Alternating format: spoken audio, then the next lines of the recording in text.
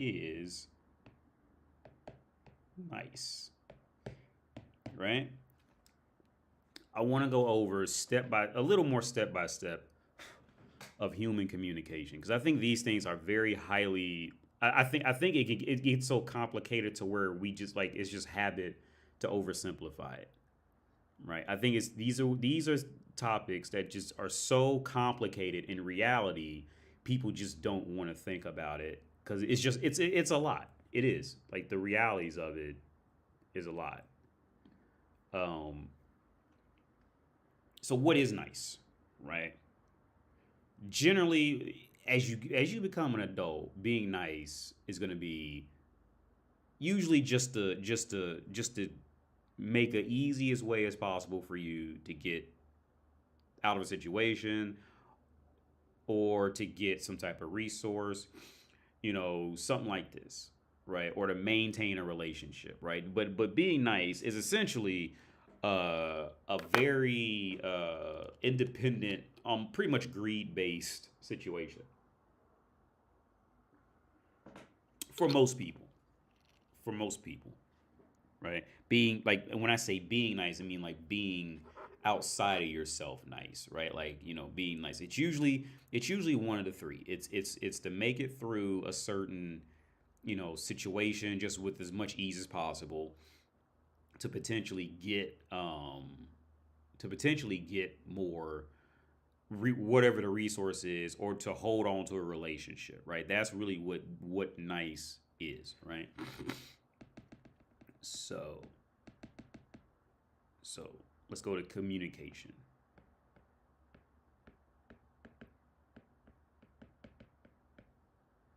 Communication.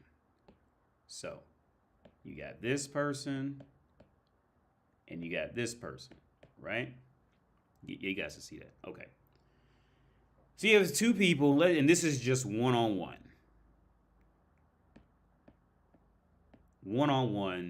communication, right?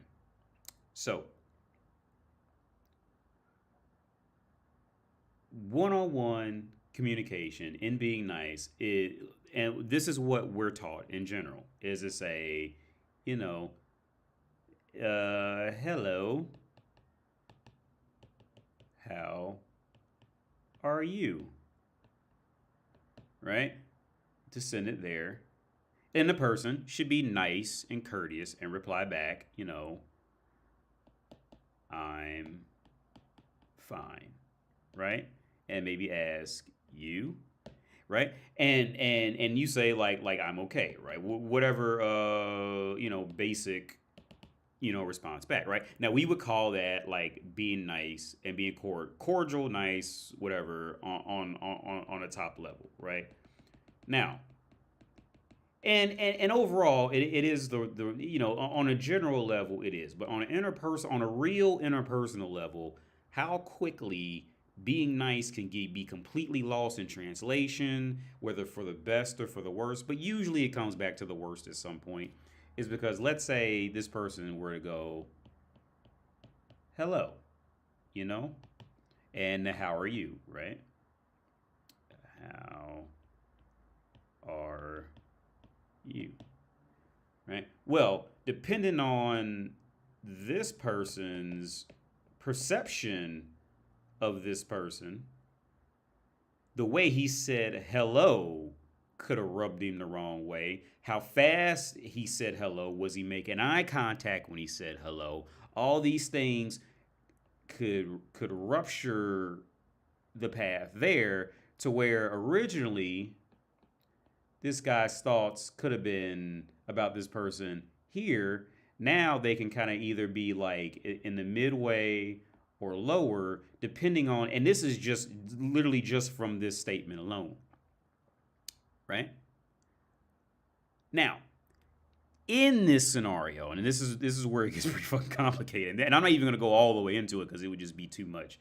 But in this person is being nice, right? This person is being nice, right? So in their mind, they're thinking that they're being nice and in some way judging this person on how they Not even respond, how their face looked when they came and spoke to them, right?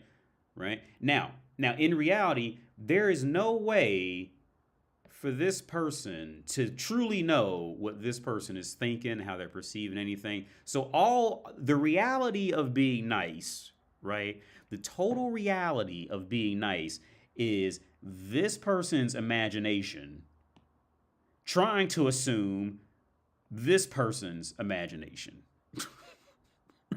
Right?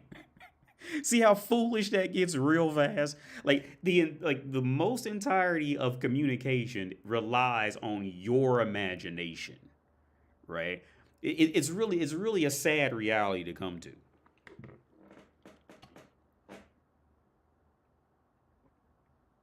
The word, yeah, body language. Yeah, I haven't even gotten to body language. I haven't even gotten into that yet. I'm just going strictly on saying a sentence, right? So the the sad reality of interpersonal communications goes much deeper than most colleges or wherever dare go into, because it's a very the more you go into it, the more you see you never had control from the beginning, and that's the last thing any university ever wants to teach you, because universities are supposed to be places of complete knowledge, right? But the further you go into any type of communication, the more you're going to see that you were actually never in control of this from this. It was all luck. I mean, there's better chances of something happening, but for the most part, it was all luck. Because let's say for example, let's go back. And these are just slight complications. Let's say this person was being extra nice. This is supposed to be a thumbs up. Extra nice to this person, right? Well, this person in reality could recognize the being nice that person A was trying this. But in reality, this person wants somebody, maybe like an AD or something like that, who could be kind of mean or kind of brutally honest, whatever the fuck. But all this really does in the reality is put pressure. I was going to draw weights. All this does is put pressure on this person to reply with a thumbs up, right? So in reality, the being nice, the whole situation of being nice is never really about the actual interpersonal communication. The concept of being nice is more it ends up being more of the individual's imagination mixed with societal standards around them, right? Because society says this is nice. Society says this is good. Society says you should respect this, be nice. It is. So this is putting pressure in some form, right? So now there is no chance for the two. Now with that being said, I'm not saying people always have to pretend to be nice. Sometimes people can be nice just by natural reaction, like they never even intended it, whatever. But these are the realities of it. So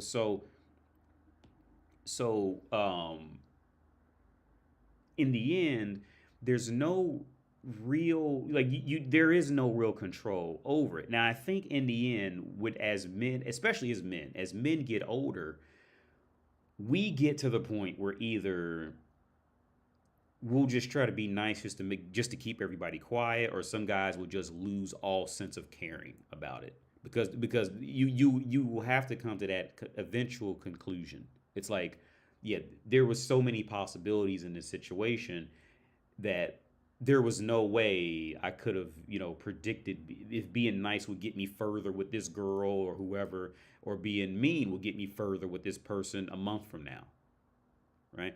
Because what got me really thinking about this was when I was working with the one guy Tuesday. He said he was 33 years old. And then I mentioned it in the last live stream on how he didn't want to. No, he was asking me in English, how should he reply to emails in English that would tell the person that they did a bad job, right? Because he didn't know how to say it, how to type it in English for, English speaking clients, right, at the bank, or our English speaking, coworkers at the bank. And so I go on to explain to him, different, rebuttal forms, things like this. Like, like I hear you, but this could use a little bit of work, or you first you kind of give them some slight praise, then you say give them a critique, these kind of things, right? So when I explained all these things to him, what I found out very fast is that he already knew all of these words. He already knew all of this. He knew the formal definitions and everything. He knew all this. And so I cut the lesson essentially short. I said, no, I don't think your problem is English.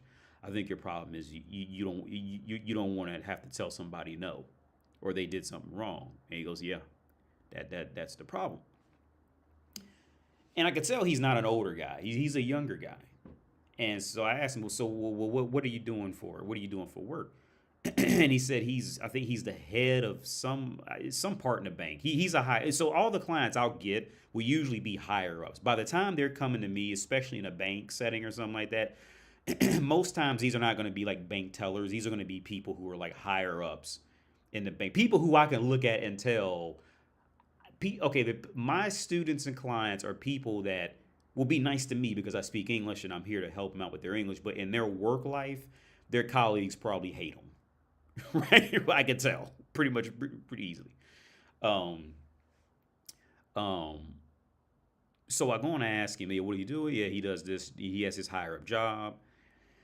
So I asked him, I said, so in English we have what's called imposter syndrome. So he goes, well, I don't know he didn't know what it was in English, so I had to explain it to him. He goes, yep, that's what I got, imposter syndrome, because he grew up not rich. He grew up, a worker pretty much, and now he's in charge of people's lives, right? And he's a leader now.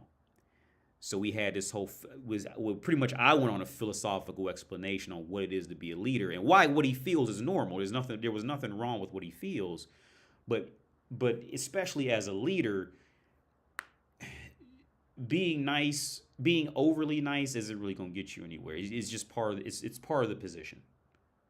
No matter what you're going to do, somebody's going to like you and somebody's going to hate you for it, blah blah blah. So long story short, I went on this whole explanation of like explaining, like, for example, like in a race where like one person's in first place and all the other people are behind the first person, or the first. Okay, let me draw this out. Well, I can leave that up. So let's say in a race, right? Let's see. This is first place, and I'm going to draw a makeshift car real fast, right?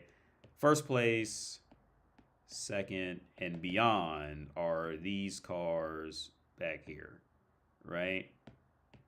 You got all these cars back here. These are horrible drawings. I'm just trying to get to a point.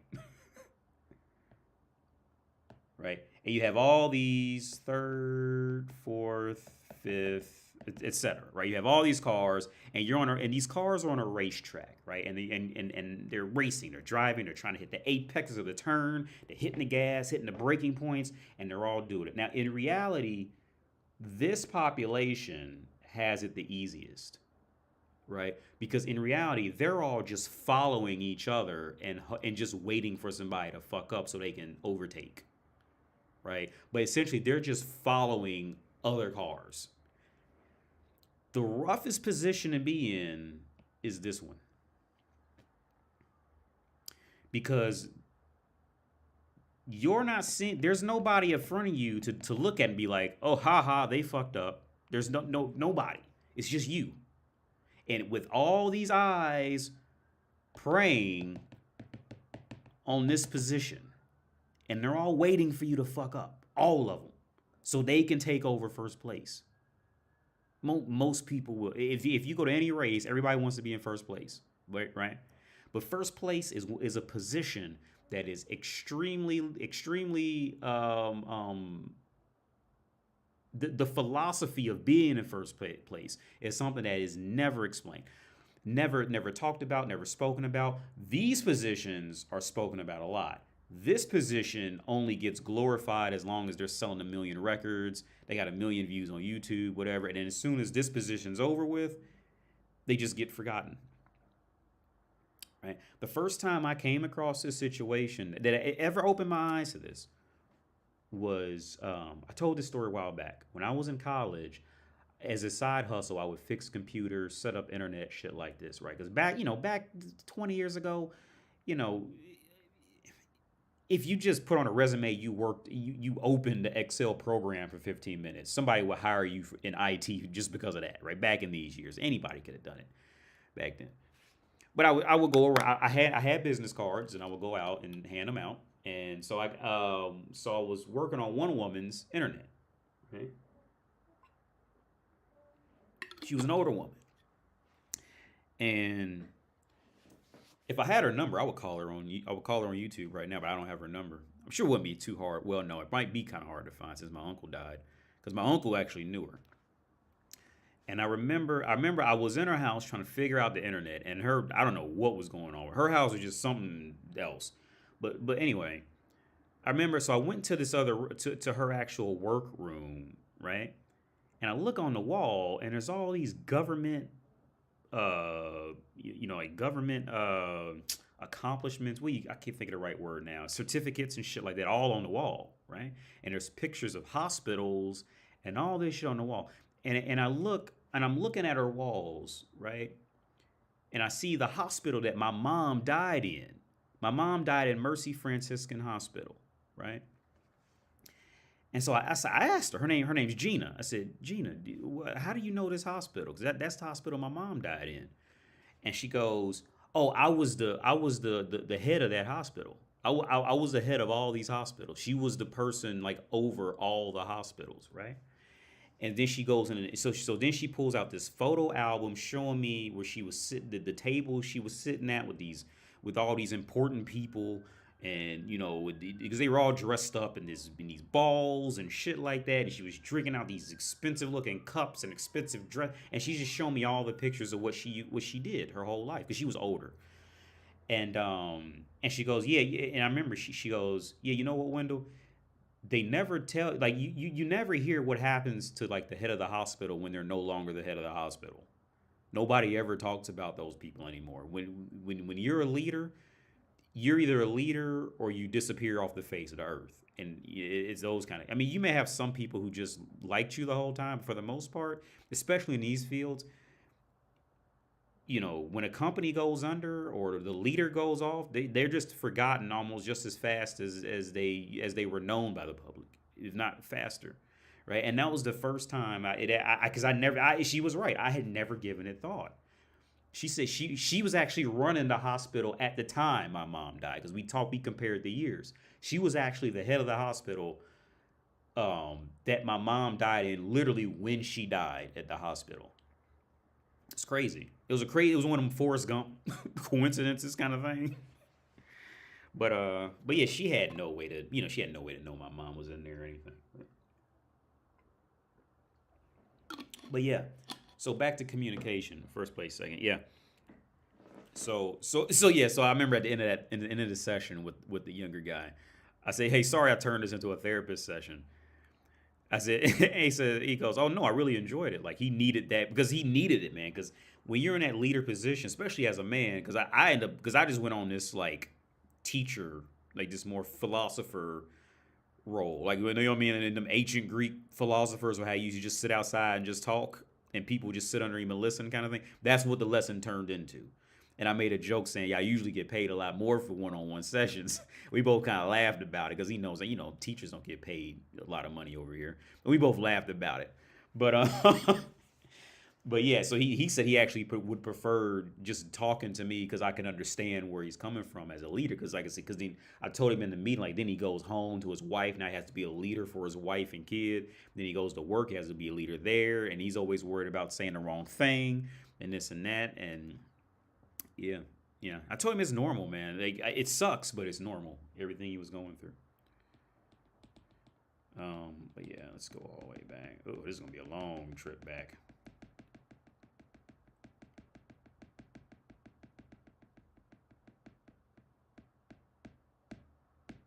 So, back to communication and the complication of it. So even okay. So since my channel is a red pill channel, let's use like with a man and a woman, right? Let's use a man and a woman, right? Now, right off the bat in communication, the vast majority of women just will never approach, right? So the approach is going to be on the man, right? Now, here's the thing: men judge women. We judge. Men judge women based off of what we think is attractive, right? Now, there is a general overview of what all men can find attractive. Like every man could fuck with, you know, a general body type, face, these kind of things, right? Hair, everything. We all like. Okay, let's change it back to. Where is this? Okay, yeah. Let's change it back there. Oh, not that. What I just do? Da, da, da. Not that. What the fuck? Where is it? Yeah, this one. So let's just do attractive woman. Oh yeah, of course, yeah. But okay, let's just roll with that. Let's roll with this, right? Now, every guy can say that they don't particularly think any of these women are specifically his type to bust like a gallon of cum to kind of thing, right? Right. But every man on earth can look at I'm not just because they're all white women, but every man on earth can look at these women and say these are attractive women. All these women are fuckable. There's an older woman right there, but okay. If a man was looking for a wife, right? Doesn't matter where the man comes from. Every man can look at all these women and say, yes, all these women are fuckable. As long as they're not crazy or anything like that, they're fuckable, right? I wouldn't have a problem rubbing my penis on any part of their body and busting a nut. Period. As long as she just shuts the fuck up, she just stays likable, and takes a bath. That's all that's needed, right? Whereas, okay, Chris Hemsworth has been just flat out rejected. Okay, not very many men on Earth would if any one of these women approached any man on Earth. None of these women would ever be, at least well, maybe that older woman right there, but none of these women have ever heard the word no while approaching a man. If they, but most of them never will. Right? These women they've never heard the word no. Right? Because they are what they are. Now, on the flip side, Chris Hemsworth has been told no. Idris Elba has been told no. I don't know. Hugh Jackman has been told no. All these guys who are considered like attractive men they know what no sounds like, right? So, with that being said, the man is usually going to have to approach. He's going to say, "Why is my pen not working anymore?"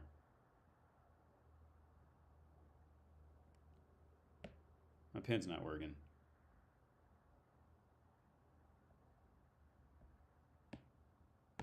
Hello, pen work. You guys can still see it, so it's still plugged in.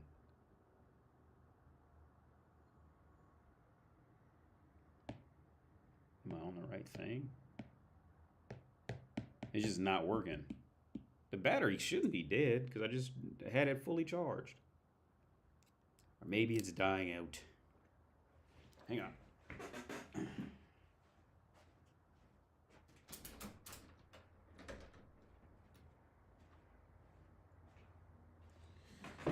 Because I can't charge it because Apple did this shitty thing with...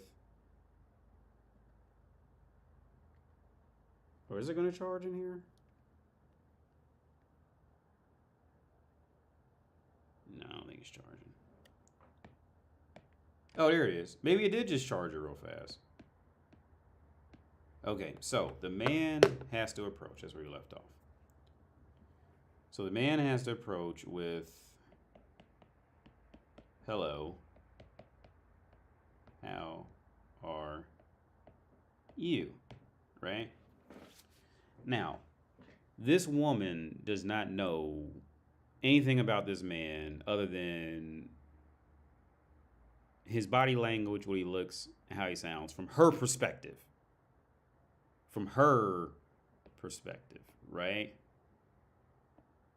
This is all she knows is body language, tone, look. You could add in clothes, you know, etc. Right? This is all this woman is working with. She doesn't know the guy on any level, on no level, right? No level.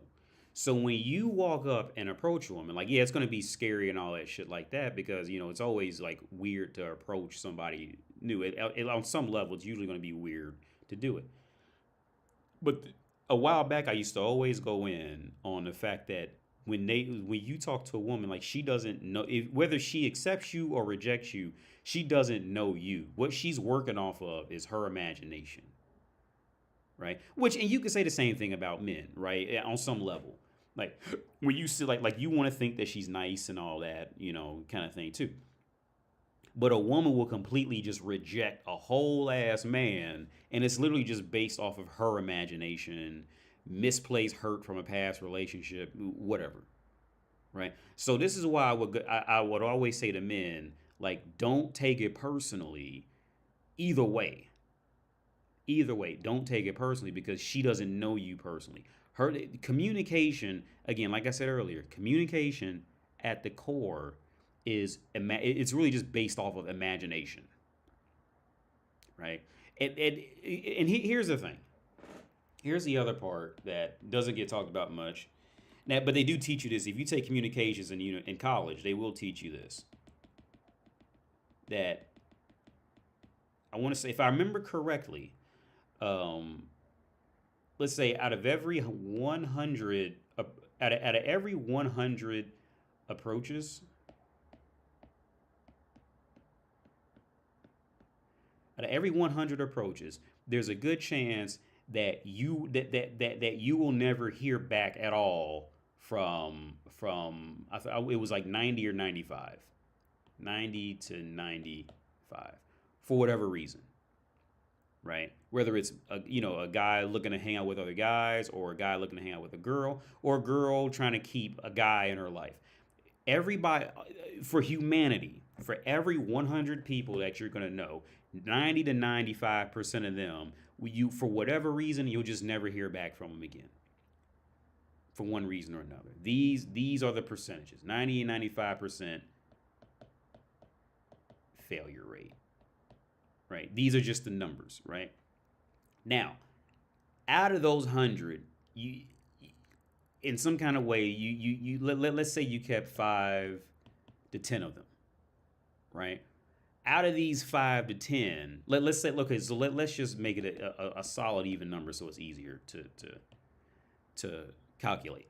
Out of those 10, I think it was 8 will fall off after the introductory phase, after we're both communicating based off our imaginations, right? Most of the friends, the girlfriends, all these things, you will not keep on a true level because the odds of you making out of the imagination phase is literally a 98% chance of roughly a 98% chance of failure.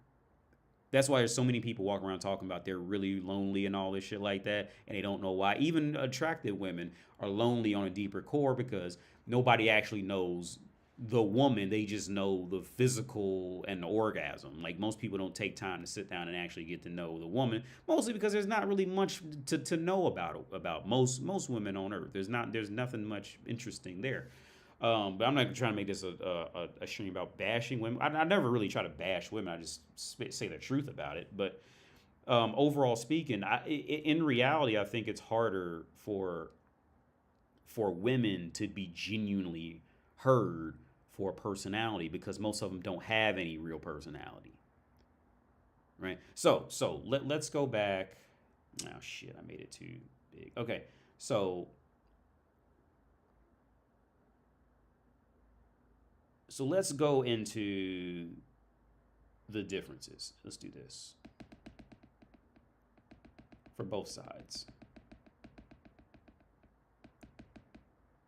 So let's do 100 for men and 100 for women, right? In terms of meeting people, talking to people, trying to make, things happen, this and that, whatever, right?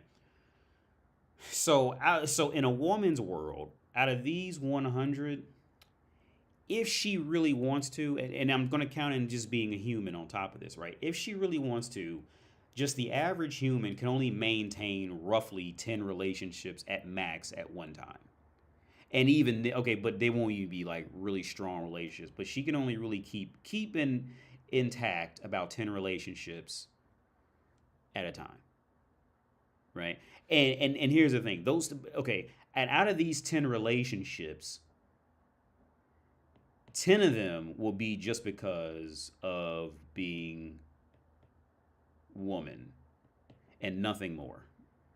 Let's do woman body and nothing more, right? And this essentially starts at like I said, roughly 12 to 13 is when girls start getting cute and all that shit like that. So this starts at roughly 13 years of age, right?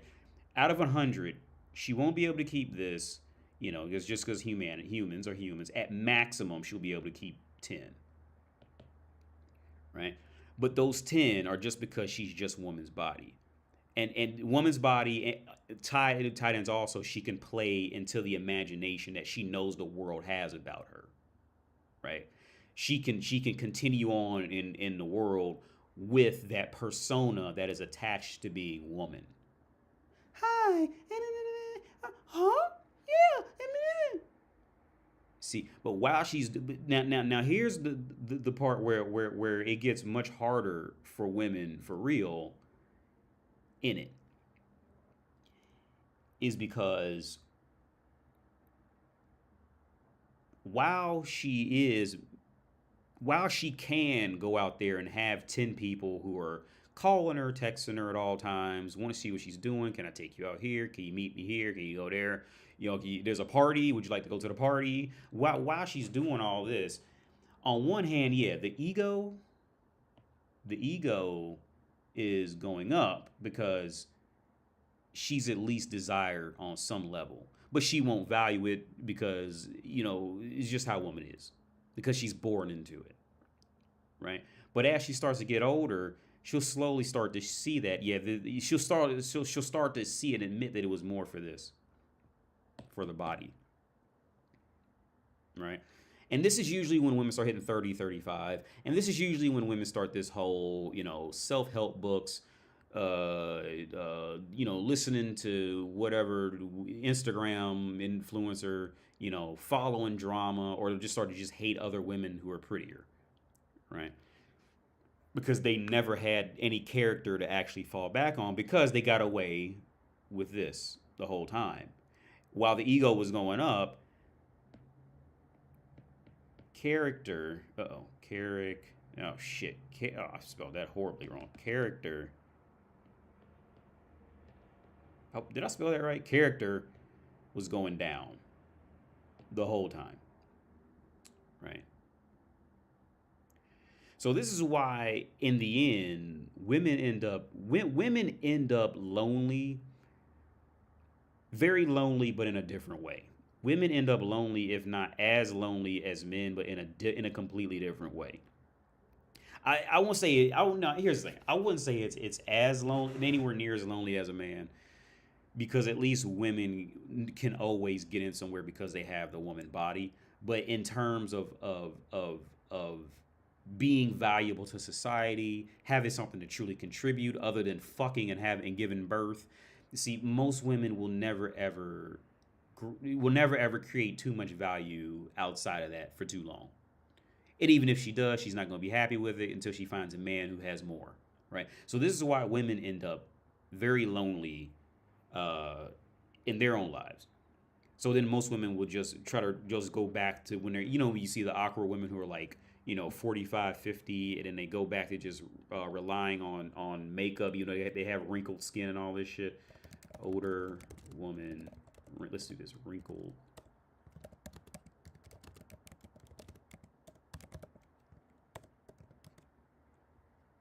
Yeah. So it's always to me it's always awkward seeing an older woman see like just kind of like do this type of shit, right? Like this is just it's older. Oh, you can't see what I'm looking at. Hang on. See, it's always awkward for me seeing like older women try this whole dainty act. You know, the dainty, feminine. It's always weird. It's just severely out of place because it's clear they've just lost it, kind of thing. But there's nowhere else for them to go. You know, in their own character and philosophy and psyche, because again, because the vast majority of them were defined off of this time period in their life. The vast majority of them, they were defined as woman in that time, from pretty much 13 and up. They were defined as one, turning into woman slash woman. So this is where all of their core for going out into the world confidently comes from, because that's what gave them any type of ego, right? Now let's go into the men's side of it. I hope this is making sense.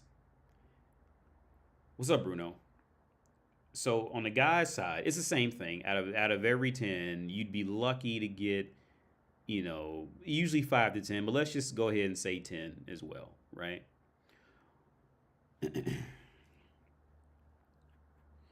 Now, out of these 10, things drop off because, people move, whatever, this, that. They move, blah, blah, blah, blah, blah.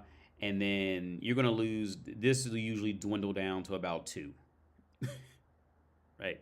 For most men.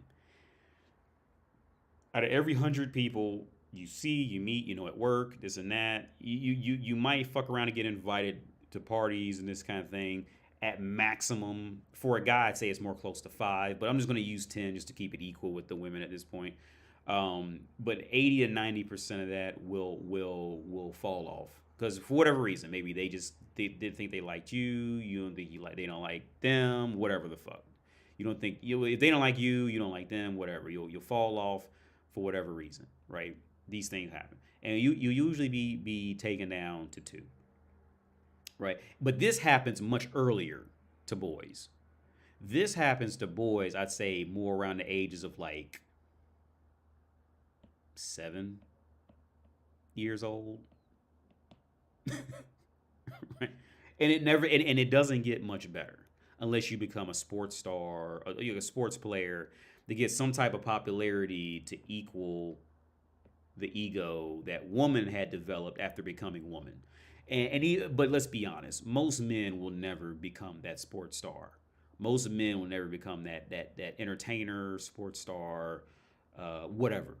Most men will just never ever come close to the same ego placement that a woman gets just by being woman in life, any woman in life, right? So men face these realities much earlier. So on some level, the man, since this starts at roughly 7 years old for men, a man is now forced to have to create some type of character. Yeah, I did spell it wrong. There's no H back there. Yeah. A man is not, because this is the only option he has left. Right? Because men are not getting invited to clubs a lot like that. We're not getting invited to parties like that. We're not getting free entrances anywhere. Nobody's buying us free drinks like that. Most men are left with this. Right? This is going to be the general path. And with the characters going up, but our ego, for the most part, is going down. Right? So this is why it's the opposite. Men and women are the opposite. Now, the sad part is this. Since men start out life so early with the ego here, their ego a lot of times will now be so low that it can be almost impossible to dig out of, because we've known this from essentially kindergarten, first grade, second grade. That's when it really starts to hit. There's some cute girl in the class and she don't like you. She want the guy in fourth grade, right? Some shit like that. She never wants the guys in her group, right? So when it comes to ego, most men's egos are just completely in the dump by the time we all hit 20 years old, right? See, the difference between a man and a woman is this. When we hit the age of, let's say, like 16, 17, 18, 19, 20, right? From the ages between 16 and 20. A 16-year-old girl knows that she can go out there and fuck a dude with a car. She just stand out there and wait for a dude with a car to come holler at her because she's just standing there and she's cute and she's not fat, and she'll go fuck a dude with a car, with his own apartment, all these things like that, right? Whereas a guy, by the time we hit 20, oh, we already know we're not hooking up with any. Most of us are going to have a hard time having any type of consistent higher quality woman because we just don't because we don't have any resources to offer at 20. Most guys won't, especially most guys in their uh, financial area in life will not have anything to give to that woman because she's already got it. Right? So I was listening to this divorce attorney. I posted a short of his a long time ago. So I want to give him credit. I'll try to look it up if I can find it on YouTube. He said that, well, he elaborated on what I always say. I think that law books should be made. There should be a specific law book made for women. I think because all laws are made against men right now. There's no law book made against the women. And he elaborated on this in a beautiful way. So I didn't even think about this. Let me see if I can find it real fast. I doubt I'll be it because I don't even know the guy's name. Divorce attorney. Maybe I could send it. Because I think I saved it in Instagram. He was saying how. Let me see. He said how. Okay, first I'll just say what he said, and I'm gonna send it to myself in Instagram so I can pull it up. He said that the courts are okay. The court exchange for every man and woman is the man comes and brings resources, a place, a car, food, money, protection, right? And a woman brings, her body as woman, sex, loving, caring, being pretty, these things, right? Well, when you go to court and it's time to separate everything, well, the courts are made to take resources, cars, houses, protection, but the courts don't go to women and say, yeah, you got we gonna take your beauty and your ability to give birth and you having sex. See, the courts don't take, there's nothing that the woman brings to the table that could be taken away from the courts. It's only everything that's generally going to be brought in by the man, right? And I thought he did a completely excellent job. I had never even thought about that, but I completely agree with him. So I'm sure I'll be able to find it in a minute.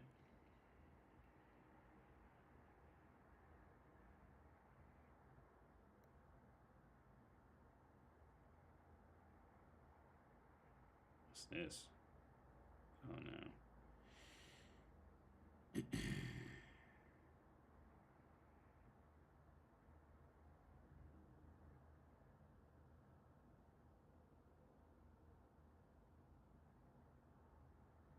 Shoot, I can't even. But it was that divorce attorney, the guy that I just had up. Oh, you guys can't even see it because I had it blocked. Hang on. This guy.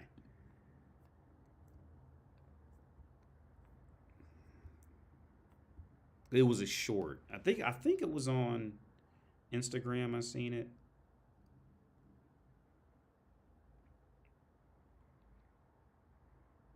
Oh, and there was this other woman. I will talk about this other one. Now there was this black woman I seen on Instagram. She was saying how she said how the reality of men versus women when we get older, and the reason why women essentially just don't grow is because when a man gets older, he goes back to younger men because he sees himself in those younger men. So men usually try to go back and help younger men. Whereas the reason why women are in the position they're in is because women always see themselves as the younger person. right? They never see themselves in a younger person. The woman is always the center of the universe. I know I can send that to myself because it's right here. Let me see if I can airdrop it real fast. And this is real shit. I'm gonna airdrop it real fast to myself. And I'm gonna see if I can find the one with the divorce attorney.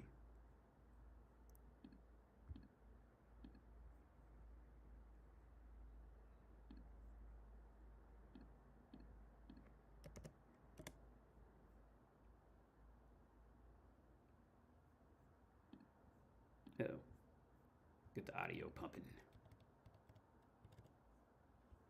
You guys see that? Yep. Okay.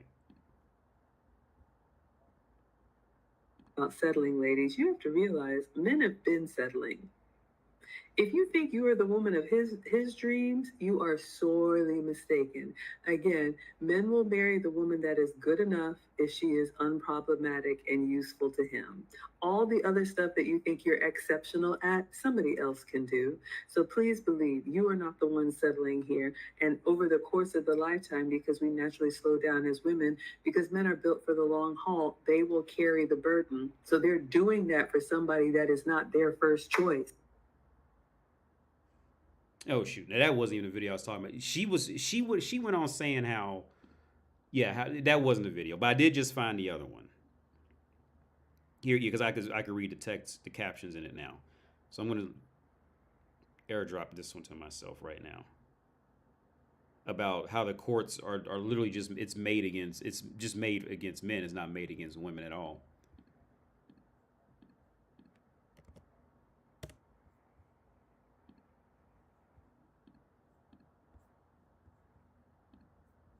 Make sure you guys can. Uh-oh, what did I just do? Okay. Yeah, so you guys can see that. Majority of heterosexual marriages, the man brings protection and providing, and the woman brings kindness, warmth, and care, right? And sex. That's the economy. That's the economy. I didn't make that up. Don't get fucking mad at me in the comments. I didn't make it up. It was here before me. It's going to be here after me, I promise, right? So that's the game. That's the economy.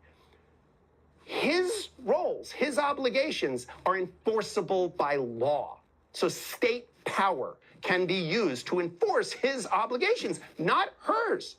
The court cannot order her to be nice to him or to him or to stay pretty or to stay sweet and friendly to him and kind to him or speak nicely of him or raise the children in a meaningful way that creates value to him instead of teaching them to disrespect him, right?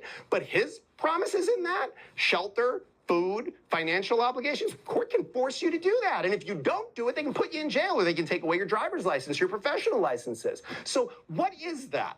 When you have a contract where only one side is enforceable by law, under penalty of law, like that is a dangerous game to play if you're a man, period. That in the Yeah, and I'm gonna play it one more time, but I agree with him 1,000%. And I had never even thought about it like that. That how it's enforceable. It's literally enforceable by law to take everything from a man, and like, but there's no law enforced to take anything from a woman, right? Especially based off the economy of fucking, right? There's no law there to say, oh well now okay, if you came into this marriage and okay, let's say like if Donald and Melania Trump were to get a divorce, right? What would be equal in that divorce would be, okay, she can take his money, but she should okay, if Donald Trump got divorced from Melania Trump, right? And Melania Trump got any kind of settlement out of Donald Trump's money. Okay, I would say that the fair exchange would be for Melania Trump to have to go get plastic surgery and have to add fucking 200 pounds to her, the reverse liposuction, the lipo addition, the lipo addition. That I think that would be a fair trade because, like he said, that's the core exchange of man and it's prostitution. That's the core exchange of sex. That's it, right? The As a man, you're gonna bring your actual value to the world, and a woman's gonna bring sex, caring, being pretty. That's it, because men don't care about anything else the woman has. That's all we want, right? So that is the exchange. So why is it that when there's a divorce or anything like that, why is it only the men, especially in modern times, who can lose anything in the vast majority of situations, right? If the see this is where psychology studies usually get brushed under the rug. Nobody ever wants see women love to bring up science as long as it works for them in their favor. Science and logic, as long as it works for them, even not logical shit, but as long as it works in their favor, they love to bring it up, right? But when it comes to actual reality, see, it's real funny how these anthropologists, sociologists, they know all this shit's true, and it's historically been true. They know it. But why? Like I've been saying a long time ago, which I have a conspiracy theory that motherfuckers took what I said. That why? Because I was saying this before it was cool to say it out loud. There is no reason why a woman who's given birth should not have to be DNA tested. There is no reason. There's no modern times. There's no reason why. Right? But anyway, back to the topic of him. There's no law that comes in here and says, like, yeah, okay, so Melania Trump, we know you ain't got shit. Your whole job was to come in here and rub on a dick because you're fucking 5'9" and 120 pounds and you look good in heels. That's literally the only thing. We could look at your tax returns, we could look at your life, we could look at your family, and we can tell that you ain't worth shit other than opening a fucking hole. We know it. Donald Trump knows it. Melania Trump's family knows it back in Slovenia. Everybody is not a secret. The whole reason why she's sitting up with Donald Trump is because Donald Trump looked at her and said, yeah, I want to rub my penis on her somewhere. That's the only reason why he's it's not because she has a great fucking personality. All right? So, with that being said, like this guy said, that's the fucking baseline of the exchange between man and woman. That's the baseline of the exchange, right? It's no secret. Every woman knows it. Every man knows it. You have modern men who try to pretend, oh, that's not it, because I'm just not a misogynist. You know, they'll say anything because they think they're gonna sneak and get some extra pussy by being the different one. But everybody knows this is true. Okay, it's biology, right? But which again, don't be mad at me. I didn't make the rule. Right? I didn't do it. I didn't create it. Right? But with that being said, especially in modern times, right? Now that we do have plastic surgery, that's not it's not insanely expensive, right? Let's say if Melania Trump and Donald Trump got a divorce, or Jeff Bezos and his wife. Let's look up Jeff Bezos' wife.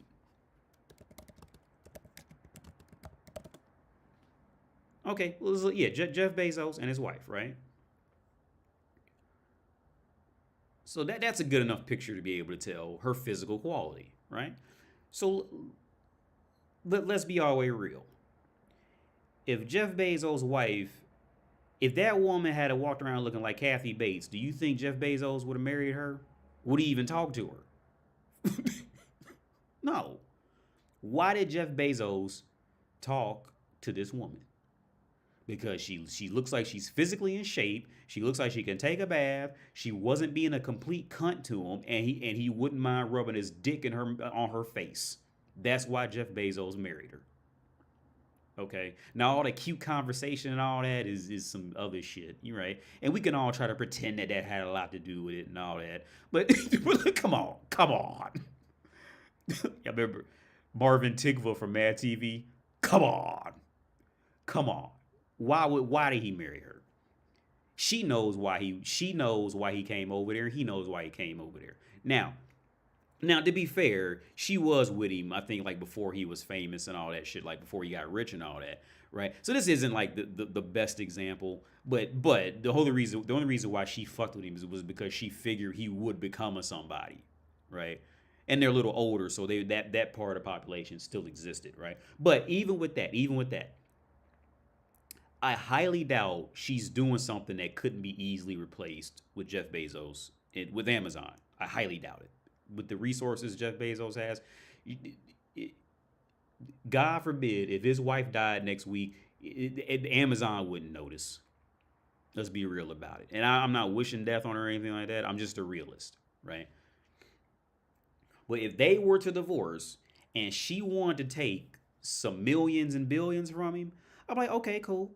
But we got to get you some plastic surgery because I'm going to take your beauty with me, right? I'm gonna go. I'm gonna take your beauty with me, right? Because you came in here to take my value as a man, and in the general world, my value as a man. Let's say Donald Trump's value as a man in the general world is his name, his money, his resources, and his assets, right? For a man to walk into a room to be respected. The reason why Donald Trump can walk into a room and be respected immediately is because of his assets, his wealth. It's not because he looks so good in the goddamn suit. It's because of his wealth, his name, and his assets. That's why. Right? Now, the reason why Melania Trump walked into a room and was of value before she met Donald Trump was because how she looked in a dress. That was it. That was it. That's what she brought to the marriage. So why is it that when the two get divorced and you try to balance out that quality of life?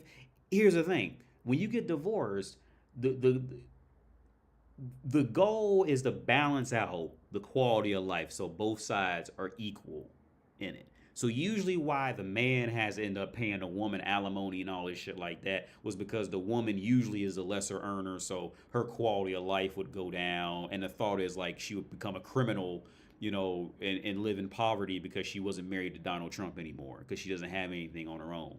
And what little she did have, somebody would just take it from her because she's a woman and dumb, right?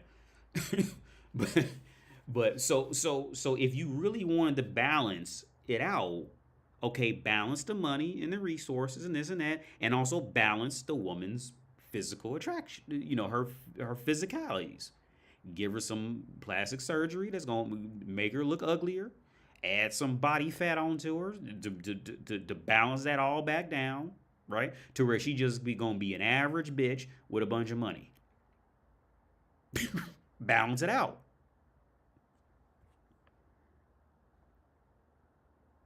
Yeah, see the Warrior, yeah, 42 billion, that's way too much. 42 billion is about 41,999,000,000 too much. She don't deserve that at all. No, she doesn't deserve that. I don't care if he had 15 quadrillion billion dollars. That hoe does not deserve 42 billion dollars. She don't deserve 42 million dollars. For what? If she was so strong and here's the thing. If she was so strong and independent and all that, she should be able to do it. Whatever she did before, she should be able to do it again. If she's so great of a person, which she can't do it. That's why she went after that money. She does not deserve $42 billion. All right. Period. But yeah, so real quick, listen to this guy again. Listen to him again. Majority of heterosexual. Oh shit, I don't know why it's frozen sometimes. It'll freeze the video if I try to play it again. So listen to this guy again. Like, this is real shit. Majority of heterosexual marriages, the man brings protection and providing, and the woman brings kindness, warmth, and care, right? And sex. That's the economy. That's the economy. I didn't make that up. Don't get fucking mad at me in the comments. I didn't make it up. It was here before me. It's going to be here after me, I promise, right? So that's the game. That's the economy. His roles, his obligations are enforceable by law. So state power can be used to enforce his obligations, not hers. The court cannot order her to be nice to him or to him or to stay pretty or to stay sweet and friendly to him and kind to him or speak nicely of him or raise the children in a meaningful way that creates value to him instead of teaching them to disrespect him, right? But his promises in that, shelter, food, financial obligations, court can force you to do that. And if you don't do it, they can put you in jail or they can take away your driver's license, your professional licenses. So what is that? When you have a contract where only one side is enforceable by law, under penalty of law, like, that is a dangerous game to play if you're a man, period. Yeah. I agree with him 1,000%. I completely agree with him. The courts cannot, okay, so let's say, for example, Like let's say like Donald Trump and Melania Trump, right? Let's say if Donald Trump just stops fucking with Melania, right? And now she ain't allowed in his house and all like that. Melania can go and take him to court to take that house. Essentially, that's what she's gonna go do, right? Where on the other end, if Melania starts acting like a fucking cunt, Donald can't go to the courtroom and be like, "Hey, make her act like a decent fucking woman around me because I'm paying for all her shit." He can't go down to the courtroom and do that, right?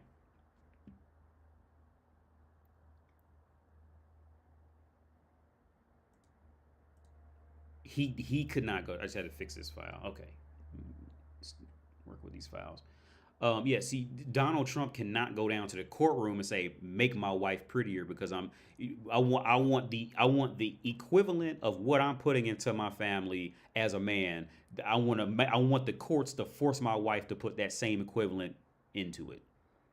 You can't do that. You can't go to the courtroom and be like, "Make my wife lose this weight, make my wife 15 years younger, make my wife act like she got some sense," because this is not what I married into, and my quality of life is going down. As a man, you can't do that. But a woman can go down to the court and be like, "Make him give me money for my kids, make him give me money for a house, make him give me money for this, make him give me what he has for what he brought to this relationship." She can go do that. But as a man, you can't. Now, is that fair? Is that equal? Where Sweet Baby ain't got with that? Ain't no feminism. Like I said, back when that Ukraine, remember back when that Ukraine scenario happened, and they made it illegal for the men to leave the country because the men had to fight in war, and the women left there and hooked up with all types of men in Western Europe, and they still out here driving Mercedes Benzes and Jaguars and shit with UA plates on the back. Right? Not a feminist said a word. Not one feminist spoke out loud about it one time. They just ignored it. They got quiet as fuck. They shut the fuck up. Because they're scavengers. At heart, and I don't mean that to be hateful. I'm just saying reality. Like, because they're scavengers is what it is. It's scavenger shit. Why was there no uproar at all that the women left the men there to die? Not only that, they had American men flying out there to help fight. And not one woman spoke up and said a word about it. And most men didn't say anything about it. But let 15 of them Ukrainian women back in Ukraine get raped. Let 15 of them get raped. I bet you they'll have a 60-minute special and all, and they'll have sold out books with the stories and all. Let 15 women get raped in Ukraine from Russia invading and shit. And I bet you they gonna have a 60-minute special and all types of shit. Well, they have Netflix movies about it. The Tendler Swindler, remember him? That's my hero. The Tendler Swindler. That's my hero. I want to buy him a beer. Fuck, where you at, Tendler Swindler? I'm hanging out. I don't even want none of your money. I would buy Tendler Swindler a beer just to hang out with. It's like, what? What did you tell her? I want to see the text messages. The Tendler Swindler is my fucking hero, dude. The Tendler Swindler.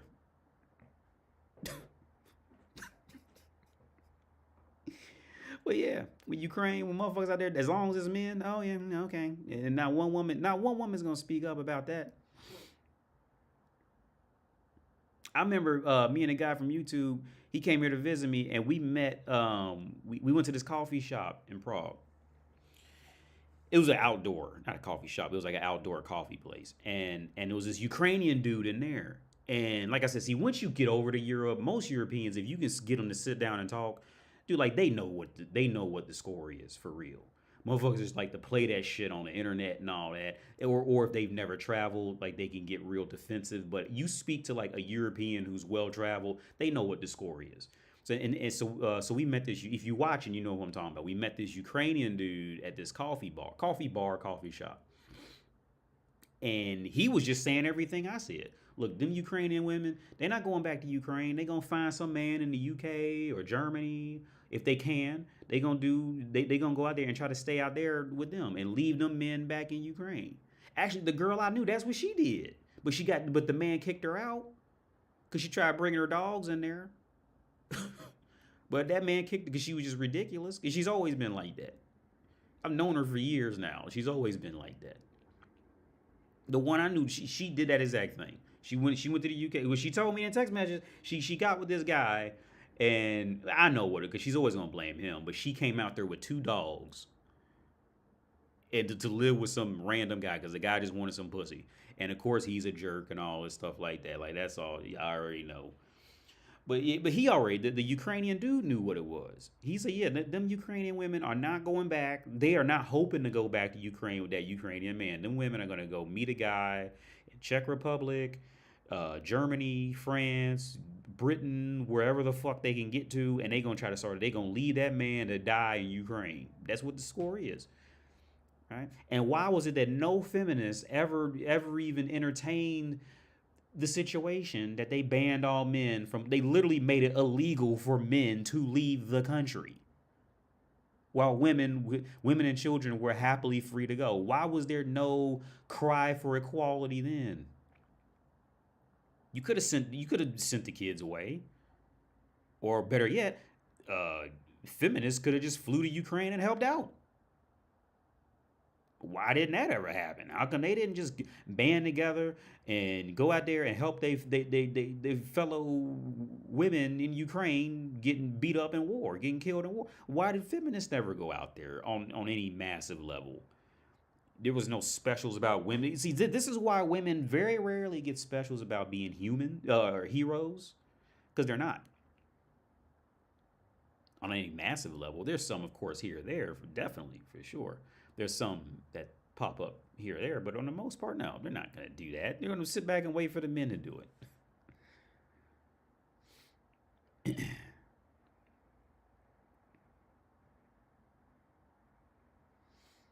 In history, the women of a country who was invaded always betray their men and embrace the occupying forces men. They're, oh yeah, yeah, because it's all because the only because when that war happens, when these wars happen, and you see what both sides really have to offer, see, that's when feminists will shut the fuck up, right? Because all they got to offer is pussy, and sitting there and being a woman. That's all they ever had to offer in the world from the start. Whereas the men, the weaker men will just be killed. The stronger men possibly too, but the men who will stay alive are going to be the men who are going to pick up heavy shit and build the new country that the invader came in there to take over, right? That's the man's position in that. And the women will submit to whoever is the stronger man, because that's all she has to offer in any of this, and that's it. And so somebody was bringing up, somebody on YouTube was bringing up how, like, this is why black women don't respect black men, and this is why African American women are like by far the most fucked up. Like African American women are like by far the most fucked up, is because throughout that history of slavery, the black man could always been killed at a moment's notice, and it was perfectly legal to do it. There was no law against killing your slave, because your slave was your property. So the African American slave, the African American, whatever you want to call it, could always be killed, beat, strangled, castrated at a moment's notice, just because the slave owner felt like it. They could always go in there and do it, and not face any penalty for it, right? So who is the bigger man? Is it the black man, who could possibly be physically stronger, but in the world of modernized protection, he's weak in this scenario because he has no laws, right? So the white man is now the top dog leader in North America, right? In this point in time. So what does woman's nature do? Woman's nature is going to submit to the one who has the most stable protection, right? So the African American woman's pussy is always more gravitated towards a white man, right? And she's going to have a much lesser respect for a black man,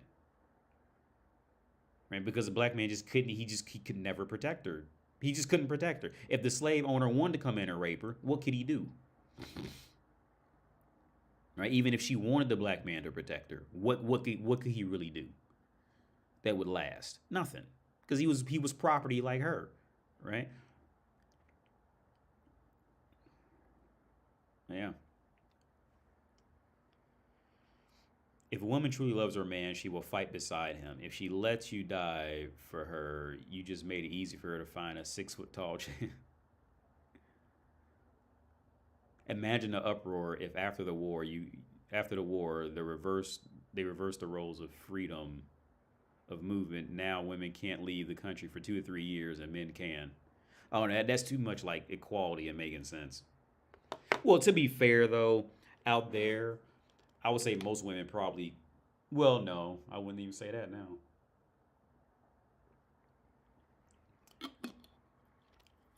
Because a lot of those gender norms haven't outside of you. I mean, I'm sorry, inside of Ukraine, they're still pretty much like with how the world used to be because the wages aren't there yet.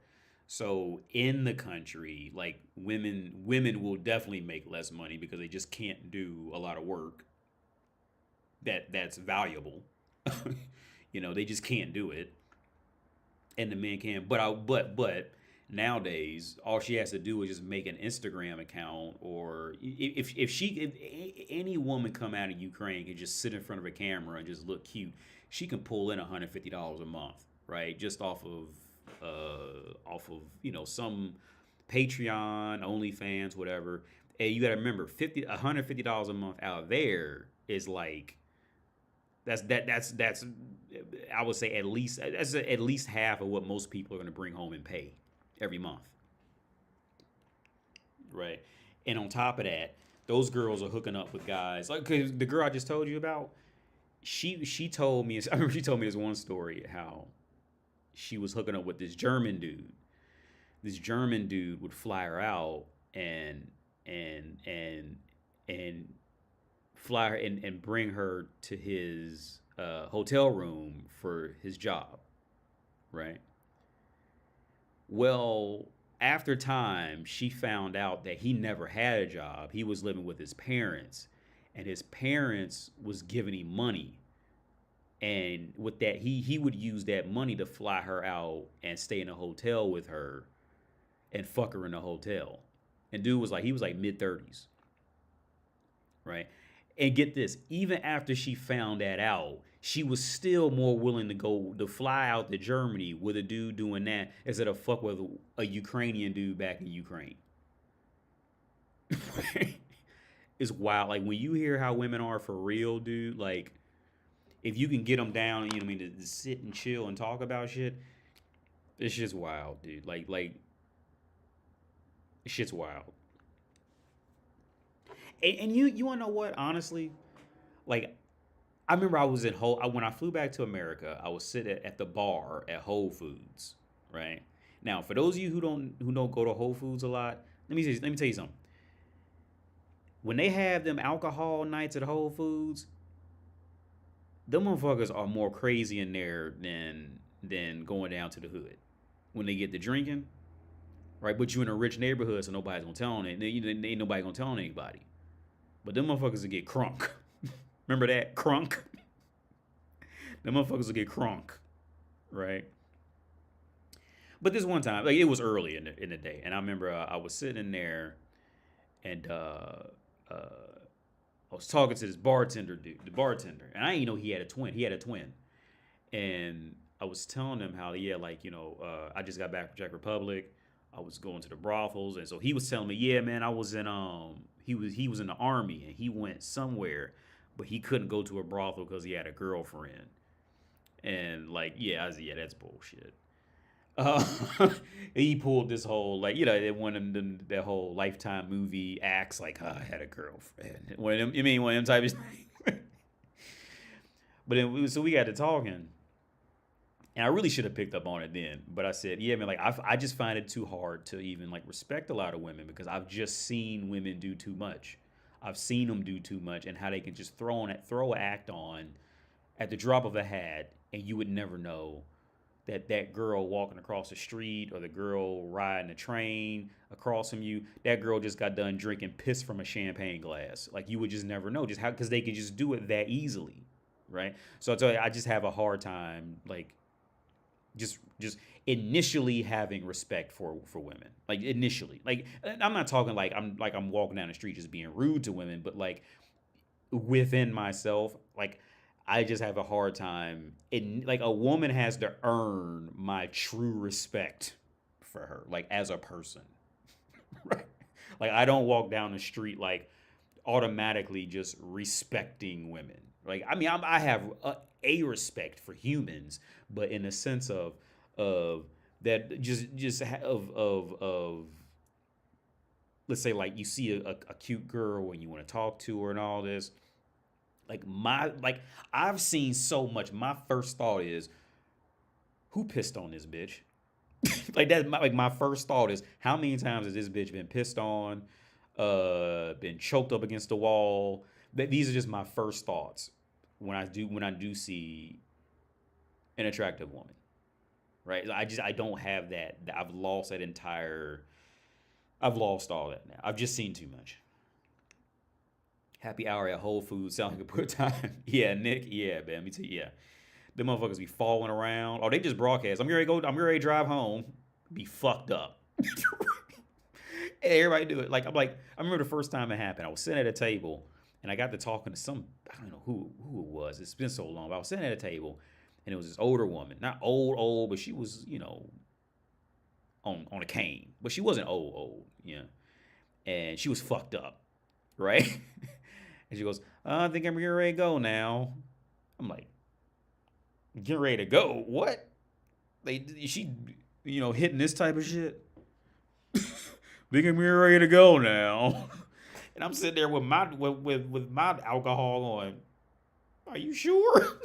Right? Police station literally right down the street. And everybody's saying like, okay, well, let us know when you make it home. Like, what? Even in America, where we do drink and drive a lot, she was okay. I would have told her, okay, no black person would have felt comfortable leaving Whole Foods driving like that, right? Period. You mean, like, I wanted to tell her no, don't do it, but I could tell it was the culture of where I was. Like they just don't give a fuck, especially walking out of Whole Foods. Like they just didn't care.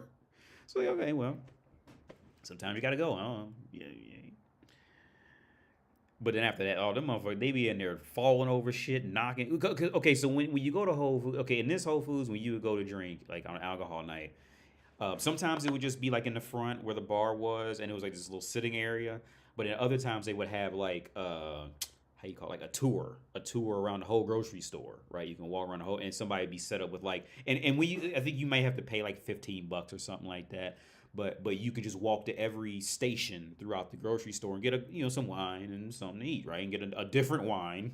And so these motherfuckers is mixing wine, mixing alcohols, eating food, and be falling all in the aisles, knocking shit over. You just hear somebody else fall again. Like what the fuck? Just breaking all types of shit, right? These motherfuckers are wild, dude. Like yeah, but you would never know, right? If you never lived there or known it was there or whatever reason, like you would never know that this shit was going on. Maybe they stopped it, I don't know. But yeah, like what I've learned real fast is that these types of neighborhoods are definitely scarier, more scarier. Because in these neighborhoods nobody's gonna tell on anybody. Okay. Let's say like in the hood, somebody can tell on blah blah blah da da da.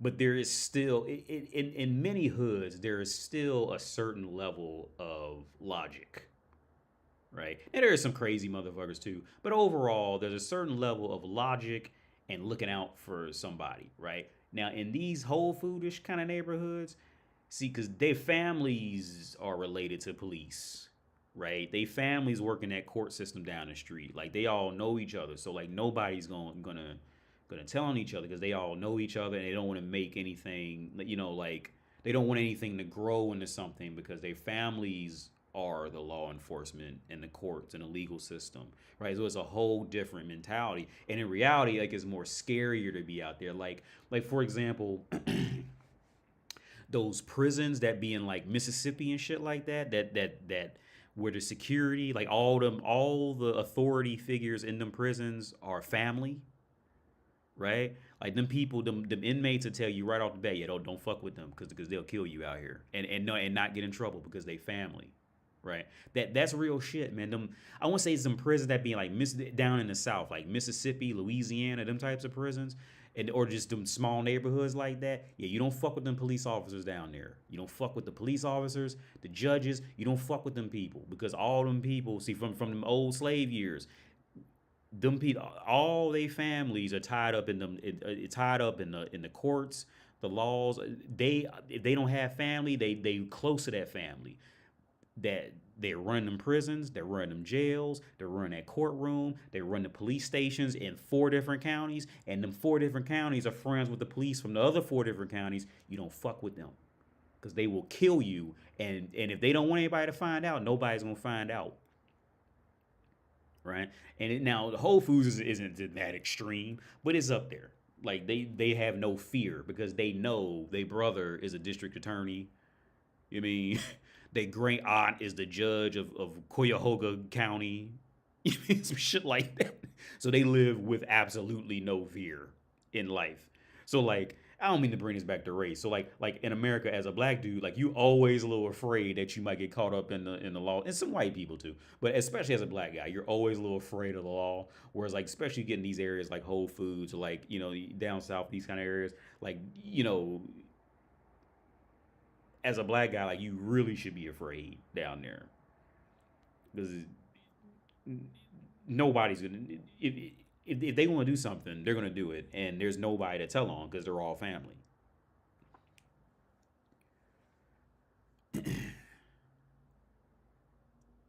Patrice O'Neill, if your woman left you, what would you miss? Yeah, the warrior. I'll be honest about it. I'll answer that question honestly about my situation.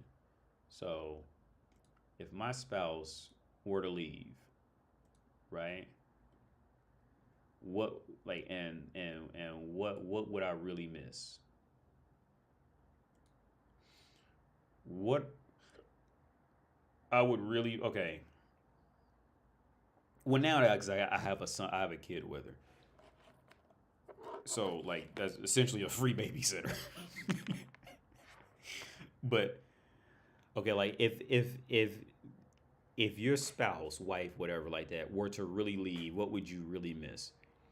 Um, um, the the history of knowing each other with sex, right? Because I hate one night stands. I've never liked one night stands. Um, to have have just to have that extra person I know I can like call or something like that that's in the world kind of thing. But in terms of being like a true buddy and partner, no, you're not gonna. In terms of being like a true buddy partner, things to do interesting things with or bounce interesting ideas off of. No, you know. And here's the thing: it's not just my spouse; it's everybody's spouse, right? Because in theory, what's going to happen is the woman's always going to want somebody better than her. Every woman is always going to want a man who's more interesting than her, who has generally, hopefully, more money than her, or more prospects than her. Every woman is always going to want that man, right? So no matter how interesting that woman is, okay, that woman wants somebody who can look down on whatever she is. Like for example, the astronaut woman. Remember the astronaut woman I covered like was it 2 weeks ago, I think? So see that woman as an astronaut, she wants a man who can look down on her being an astronaut. Now she'll never say it out loud.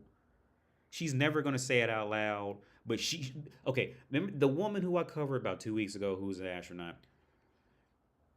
She does not want to have to go on a date and impress a man by telling her about her past as an astronaut or her present as an astronaut. She does not want that exact woman. I don't know her name, doesn't really matter, but that let's just say a woman as an astronaut. Oh, let's use Oprah Winfrey. Oprah Winfrey does not want to have to come to a date with a man and entertain the man by telling the man about her life as Oprah Winfrey and her job and the people that respect her at work and interesting facts about her job. Oprah Winfrey does not want to do that. Right? I mean, she can do it, but she doesn't want to have to do that with a man that she's gonna have to fuck later. That woman who's an astronaut, she does not want to go out on a date with a man that that she would come to the date and feel like that she has to carry the conversation by talking about what she does and all this shit like that. A woman wants to go on a date with a man who could look at her profession and be like, "Oh, that's cute." Anyway, I'm doing some real shit, right? That's what every woman wants. No woman wants to be better than the man. Very few. Very few. And if she does want to be better than the man in one area, she wants the man to be just a dominator in every other area. It's not just my spouse. It's every woman wants that. The vast majority is going to crave that to get fucked right. It's just how it is. And like I said a long time ago, Oprah, I feel kind of sorry for Oprah because Oprah just went too far up. She went too high. She's too high. She will never, unless she loses all. Well, even here's the thing. Oprah hit a high that's so high. I think she's the equivalent of a sexy ass hooker, right?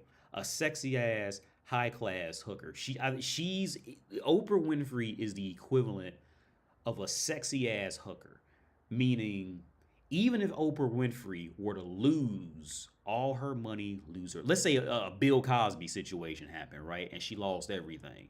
Her shows were like just canceled, any station, anything that had her name on it was stripped from her, right?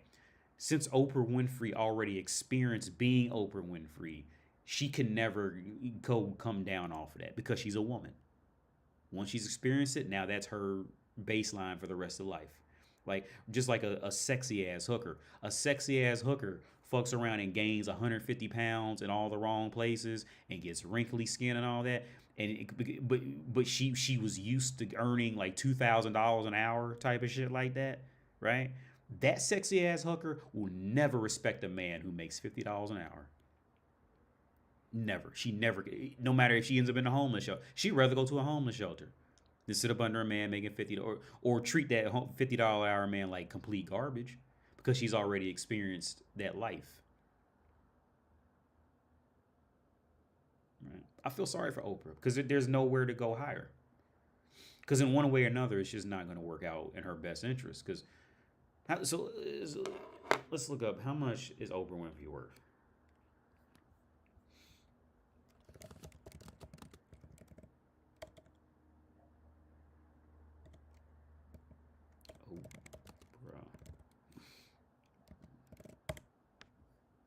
$2.8 billion. Damn. She's only worth two. Damn, that's fucked up. Because Jeff Bezos' wife got 14. But okay, anyway, it doesn't matter. Just let's focus on this, right? Oprah Winfrey's net worth is estimated $3 billion, right? By the time she's gotten by the time Oprah Winfrey's net worth got above $100,000, it just is not gonna look too good for her in life. Very few women can pull a Melania Trump. After any, I don't care how beautiful the woman is. Once she hits, every woman hits either a net worth or she's in a group of guys who have a net worth of I would say net worth of, well, I won't say 100,000. I say any guy who has a net worth of, I say, well, no, if the guy was smart enough, he could figure it out. Yes, I'll go ahead and say $100,000. Let's just say this: by the time a woman is messing with a guy who is making, I'll even break it down even lower than that. I say by the time a woman is in a world with a guy who's smart and living in a decent cost of living area compared to his wages, By the time a guy hits about, I say, $80,000 a year, woman's path is far more grim. In reality, it's far more grim. Now, up front, it doesn't seem that way because depending on how pretty she is, she can keep sucking guys' dicks who are making millions and billions. But okay, these guys can just always go buy another woman, right? So, like I said earlier, her ego can still be stroked, but she'll never actually find a home in that because she's only getting there because of what she looks like, right? And if the guy's smart and intelligent, he can just go fly to another country, go find another woman, whatever, right? The value, like woman's ability to walk. I'm speaking just off Westerner terms. Woman's ability to walk into a room and demand shit, knowing that she's gonna have a man follow her, pretty much ends at about 80,000 a year.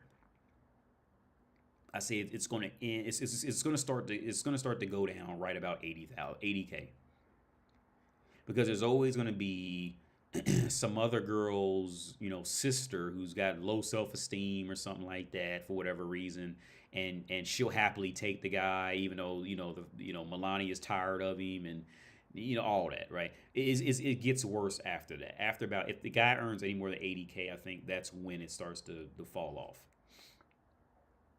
Charlie Gunn said, "Don't feel bad for Oprah. I bet she was behind the recent Maui fires because the poors wouldn't sell their land." Yeah, well, I feel sorry for Oprah in the context of her nature as a woman. And I feel sorry for her in that context of, as a woman, what is she? What is she gonna do? How to it's gonna be pretty much. It's just a dead end, fucked up road. Success. I always say it. Success destroys women. It doesn't benefit most women. The vast majority just can't do both. There are some who can, but it's very uncommon. Very uncommon for her to juggle. Like again, I used to say this a while back. Like modern feminism calls far more confusion. So let's draw it out. Let's go to modern feminism and why this cause so much confusion. Let's twist this around.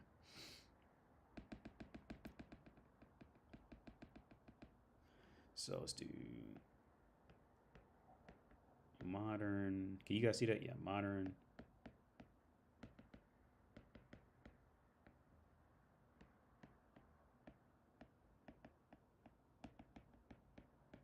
Modern feminism complications, right? It's probably horrible handwriting, but this is supposed to say modern feminism complications. So let's do pre and post, right? So pre-feminism was women were feminine. I probably spelled it wrong, but who cares? Feminine, submissive. They were by societal standards.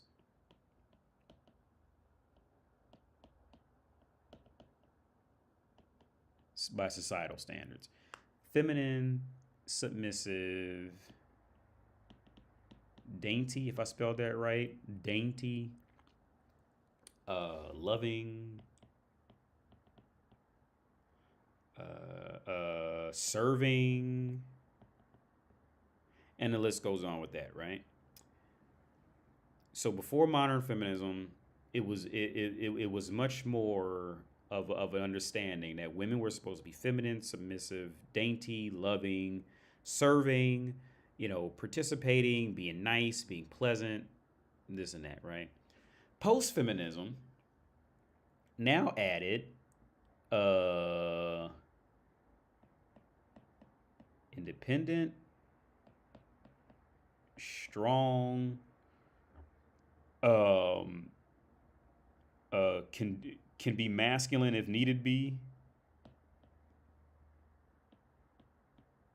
Can be masculine, uh, uh, uh, uh, don't serve because the man won't let's just put uncontrolled because they always think men are trying to control them.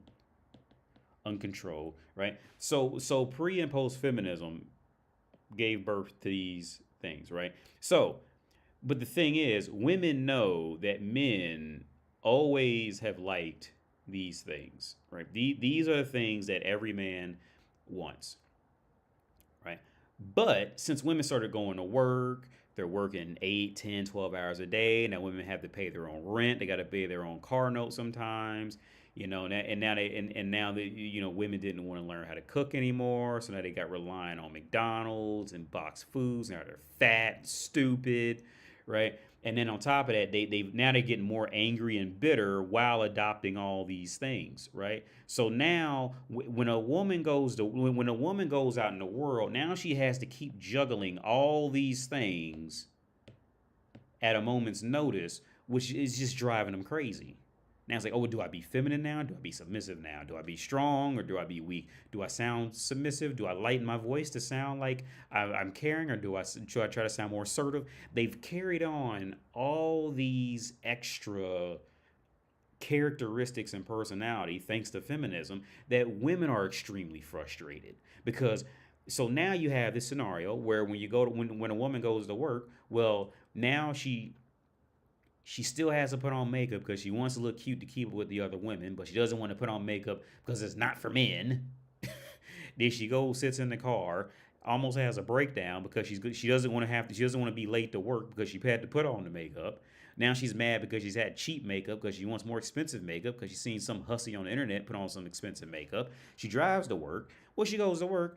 Now she has to put on a masculine face and put on a boss bitch attitude and vibe to be more masculine to walk in there with a little bit of femininity. So people still think she's cute, but she's strong, a woman at work. And then she goes to work for 2 hours and she takes a break at 10 a.m., right? And on that 10 a.m. break, now she go sit in the bathroom and cry and be feminine again because she just can't take the pressure. And then she has to wipe it off, go be strong and masculine again for another 3 hours until it's lunchtime. Now I'm strong and independent. And then she has to go back to the bathroom and cry again or sit there and hate her life because she's confused because throughout the whole day she's juggled so many societal standards that she's completely lost all sense of what she actually wants because now she's trying to live up to feminism.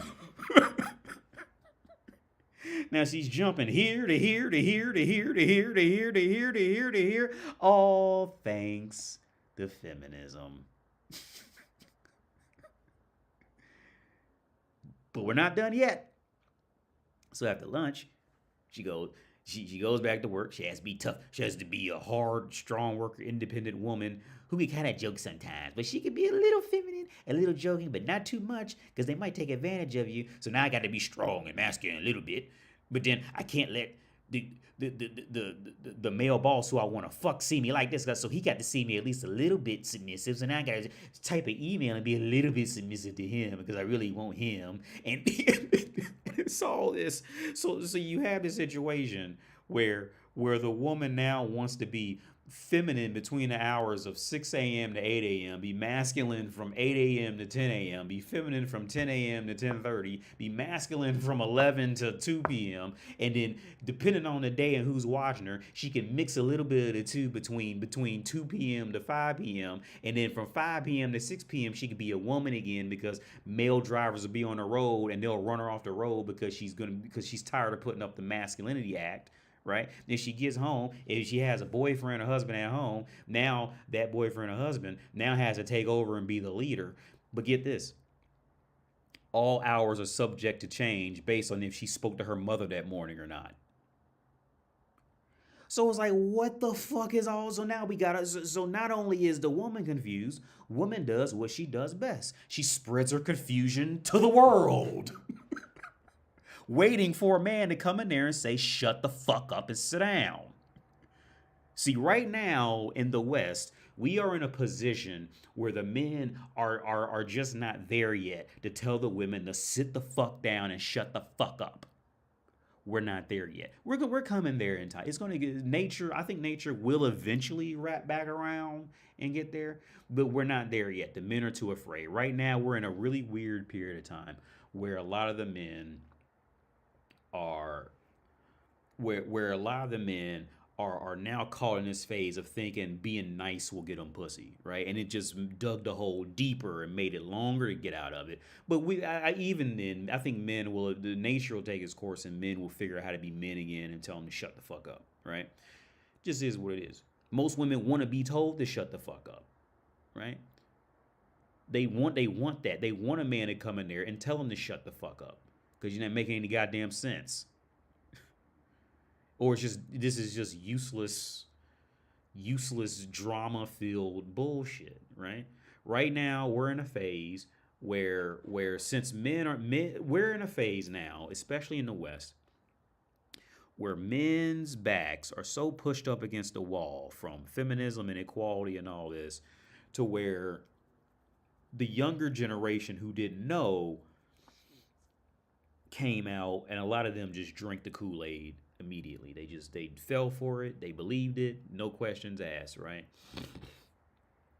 So what a lot of older men did was they just said, fuck it. I'll just try to play the game, and I'll even convince to myself that I believe it. That yeah, it's not misogyny that I want a woman to wear a dress. It's not misogyny that I want a physically fit, healthy young woman to fuck. This is misogyny. Yeah, I don't want that.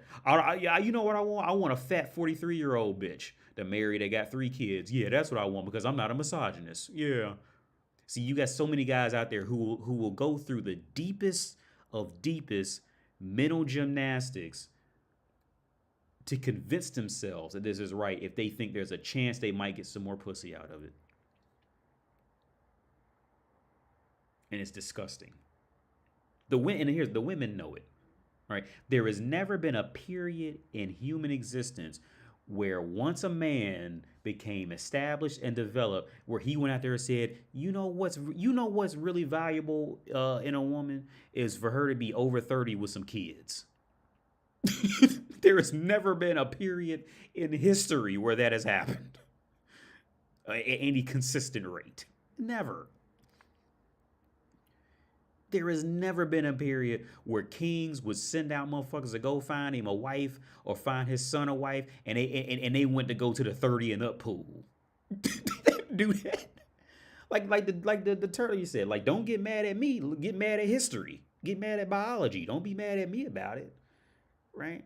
Whenever a man had his shit going and he was out there looking for a new woman, right? I mean, don't get me wrong. There's some cute 40-year-olds. There's some cute 50-year-old women. They're not all physically fucked up, but most of them will be. There is not very men on earth. If the man truly had a well-established life, I mean, his life was completely well established. There was no hope of him losing anything in life in terms of like money and these things like that. And you brought to him a 48-year-old bitch with 3 kids, a 30-year-old bitch with 3 kids, or a fucking 24-year-old woman with no kids. Which one is that man gonna pick? From any time period in human history, from the age from the age of 6 to 166, which woman is that man gonna pick? If he's got any sense, he's gonna pick the woman that didn't have any kids and who was young. You know, but again, like I said earlier, there's a lot of men who are so sick and so deluded that they will talk themselves into believing that it's misogyny to want a younger, attractive woman. Right? It's evil, whatever they using word to take down from it. And it's sad. It's really sad. It's really sad how deep it goes. Because they too afraid. Because here's the thing: the reason why they'll do it is usually, one, because they don't have a spouse, or 2, they have a spouse, but their self-esteem is so low, they're so afraid of losing that spouse that they think they're gonna beat the system by just siding with the woman, kind of thing, for whatever they think she'll say. Because here's the thing. Here's the thing. For any guy who fits in this demographic, if that exact man were to find himself with a lottery and winning some kind of lottery and then hanging around a bunch of young attractive women, do you think he's gonna okay? Let's take like Jeff Bezos for example. Let's take Jeff Bezos for example, right? He's clearly a well-established man in the world, right? Clearly well-established, doing very well in life. Do you think that after his wife left him, that he went out there looking for some fat 35-year-old bitch with 3 kids? Do you think Jeff Bezos went like, oh my god, all that's around here is these young attractive women. I need to go over to the other side of town where them old bitches be at. No. He is not going. No, Jeff Bezos' first thought is not going to be where the old hoes at. No, if you were to just say, let's do this. Feminist man. Let's look this up. Feminist male.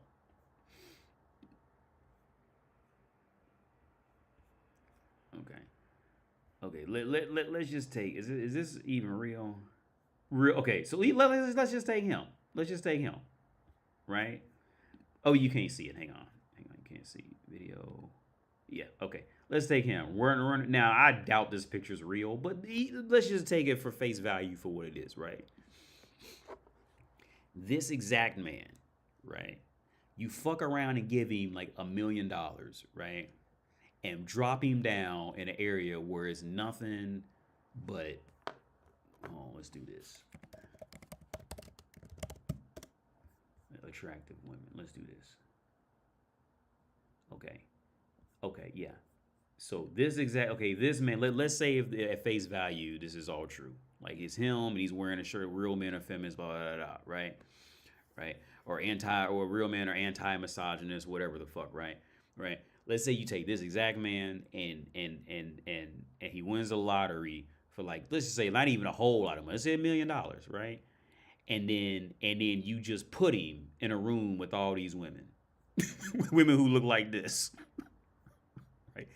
Physically attractive women with no kids and all that. Do you think this man is seriously gonna go, oh my God. What so let's go to hold on. Let's do feminist. I wouldn't be surprised if they edited the picture so now it's all like attractive women. Okay. So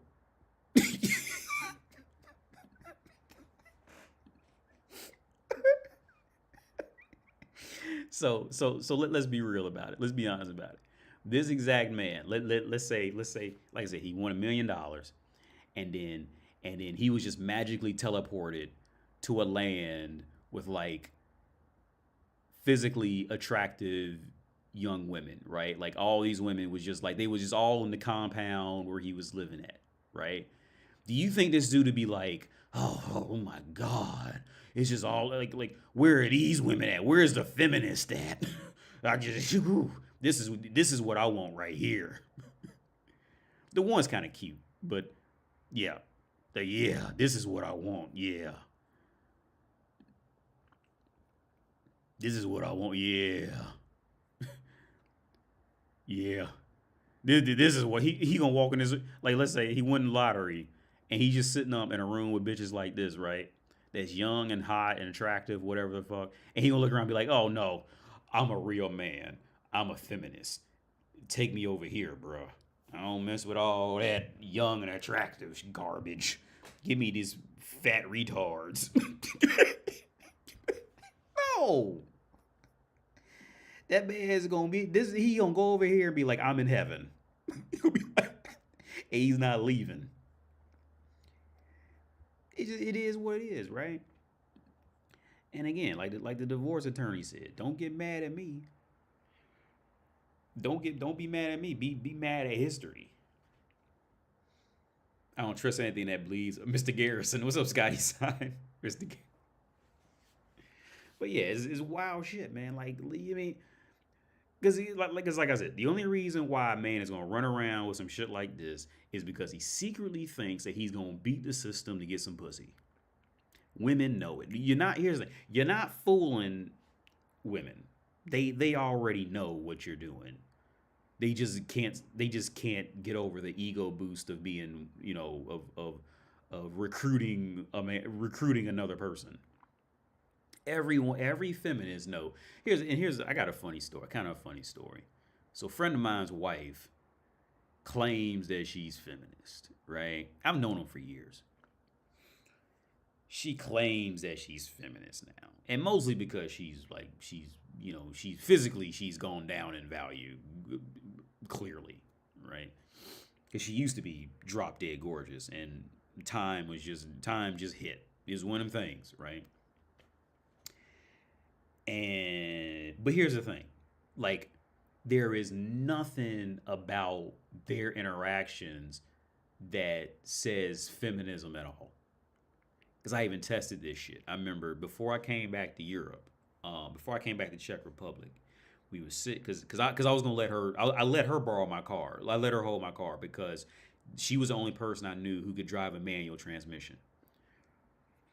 The story behind that was she was low on money and she had to buy a car quick to get a job like years earlier, and she went to buy a car and it was a manual transmission. So she had to learn how to drive a stick in Ohio, which is rare for Americans. We don't drive manual transmissions, but I drive a manual. And I was coming back to Europe and I had to leave my car with somebody, so I left it with. She was the only person I knew in that area that could drive a manual transmission.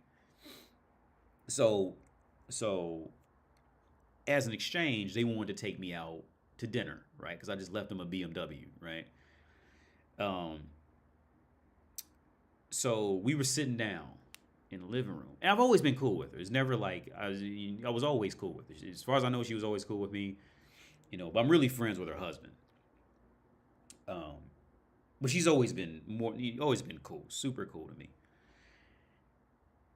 And I remember they were asking me where I wanted to go to eat, and I legit didn't. I don't know the area where they live at all that well. I just don't know that area, and she wouldn't make it. But I just tested her. I said I don't know, just to test her to see if she would make a decision, just to see if she would make a decision, right?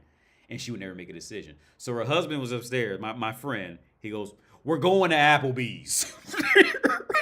Just he yells it downstairs because I don't know where anything is because they live in this part of Dayton that I just don't know at all. And so I legit didn't know. I had to use Google Maps to get out there to their house because I know where their house is, but I don't. I mean, back then I didn't know at all. Now I know how to get there, but well now I probably don't know how to get there. I probably had to use Google Maps now to get to their house. Um, but he screams upstairs, "We're going to Applebee's," right? And she goes, "Okay." She goes, "Okay." Right? Like there's literally nothing. There's nothing feminism. Everything about them is patriarchal.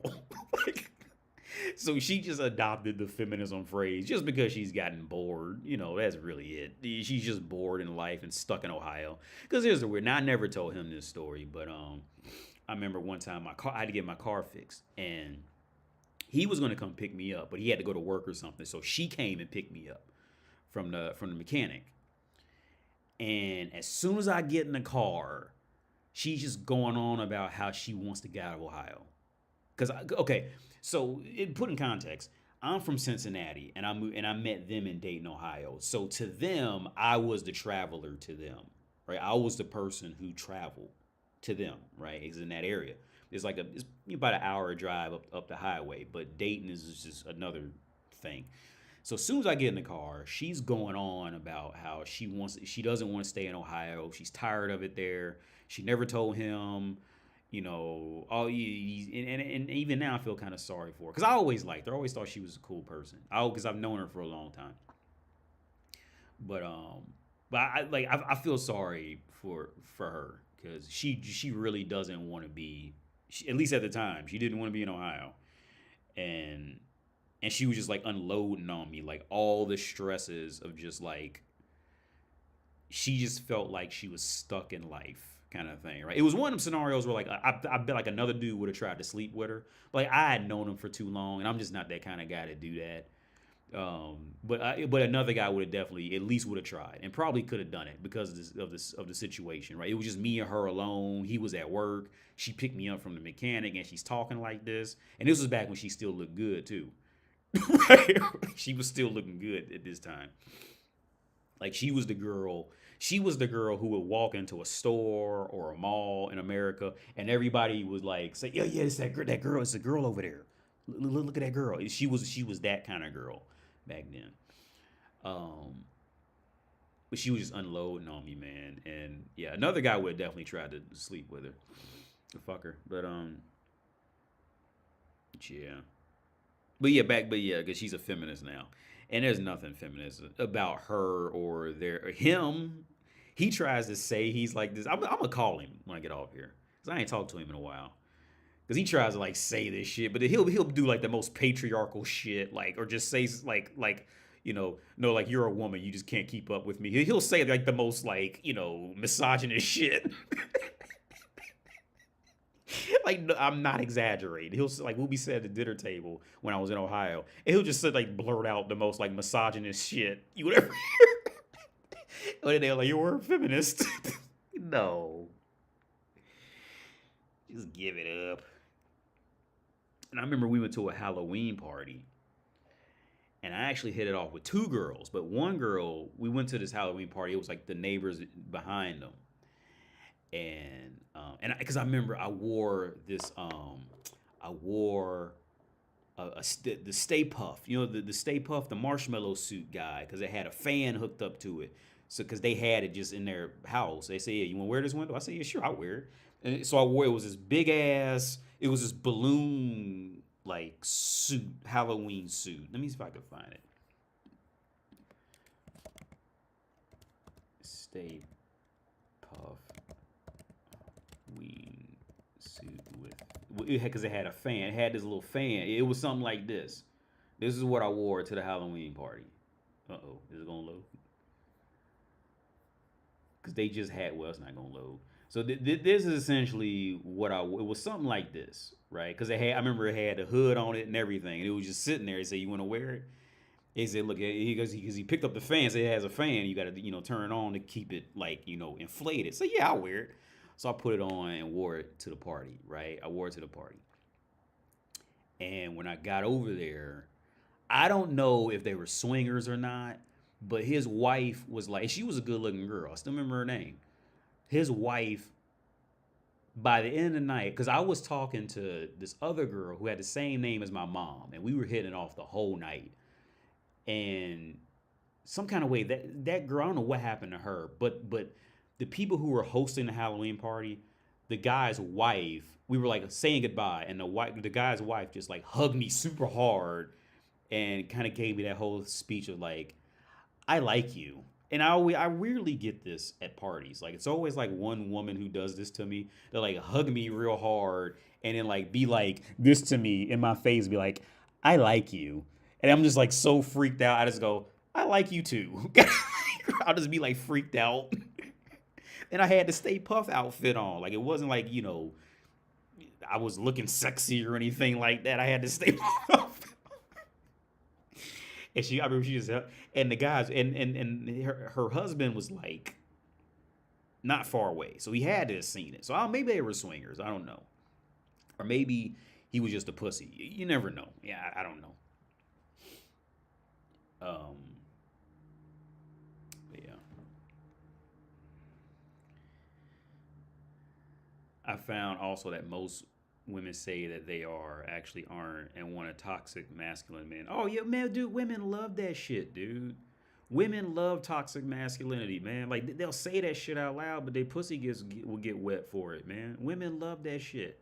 Okay, like for example, now right now I'm working through it right now. Now I don't know how long it's gonna last because I'm probably getting ready to quit at this one school, but in that office, they got a lot of feminine drama in the one school I'm working at. The other school doesn't have this feminine drama, but the one school down the street, they have this. So I'm probably gonna quit there because it's just too much of a complication. Now they got this feminine drama, and what confirmed it was like they wanted me to do like all these trainings and tests for to teach English. Like motherfucker, I am a native English speaker who's been teaching already. I don't need to do these trainings are a waste of time for me, and they don't even mean anything. They're just like bull. I mean, it's not like a nationally recognized train. It's some little shit in their little school, right? So the fact that because I don't even reply to them. I don't reply to emails, nothing, unless it's something important, right? So, so the last thing that happened was they got mad at me. Well, I could tell they was mad at me because it's that typical woman drama. She wanted me to do a training on a Thursday, right? Now, I had set in my schedule from the first day I started, because you could set the calendar for years in advance. From the first day I started, I said, look, like I'm not available all day Tuesday and Thursday with you, right? I'm not available, right? So she comes back about a week or two later, something like, hey, well, can you come to the training? I see you're not available. Can you come to the No, I can't come to it because I put it there fucking 3 weeks ago. I'm not going to the training, right?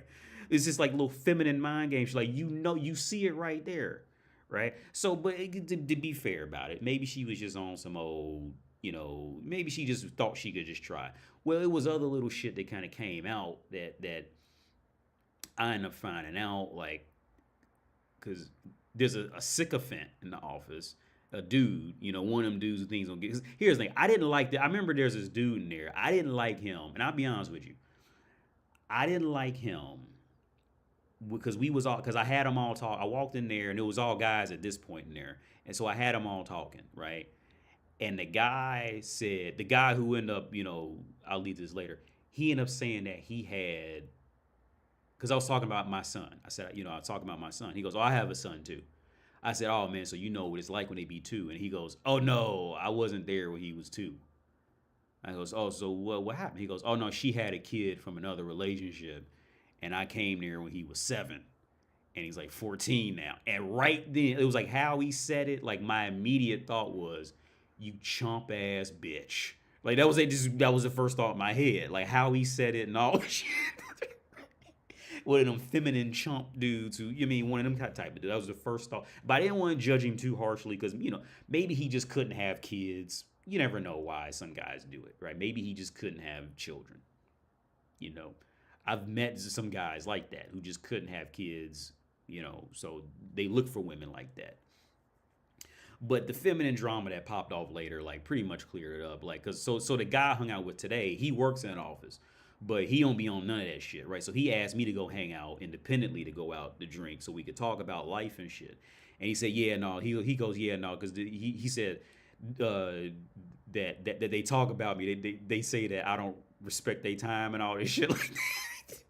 And I still don't be writing them back because they be saying stupid, because they say stupid bitch shit all the time, man. Like, the shit that they ask me for is shit they already know, right? And see, here's the game that, like, these feminine people like to play. Like, they know you don't want to do something. Okay, here's another feminine shit. Feminine thing that women never grow out of and feminine men never grow out of. Like, so remember when I said I'm not available on Tuesdays and Thursdays, period. It's none of your business why I'm not available. I'm not available all day, Tuesday and Thursday, right? So it got back to me that somebody has seen me walking around drinking a beer on like a Thursday afternoon out in public. And that they were mad because I said I wasn't available, right? I'm not available. But in that feminine mentality, see, women are not used to being told. See, women are not used to being told that you're not that the man is not available. Women are used to being the ones to say they're not available. So when a man pushes that back on them, they usually don't know how to handle that at all. They just combust, right? Just because I'm not available doesn't mean I have another job. It doesn't mean I'm doing anything important. I'm not available every Tuesday and Thursday because I'm jacking my big fucking dick off the porn all day and some baby oil, like P. Diddy. Was that what P. Diddy was doing? I don't know. I will call off just because I feel like jacking off all day. Period. Like, it's none of your business why I'm not available. Right? Yeah, I have a son. Sometimes I have my son, sometimes I don't. But regardless, I'm not available.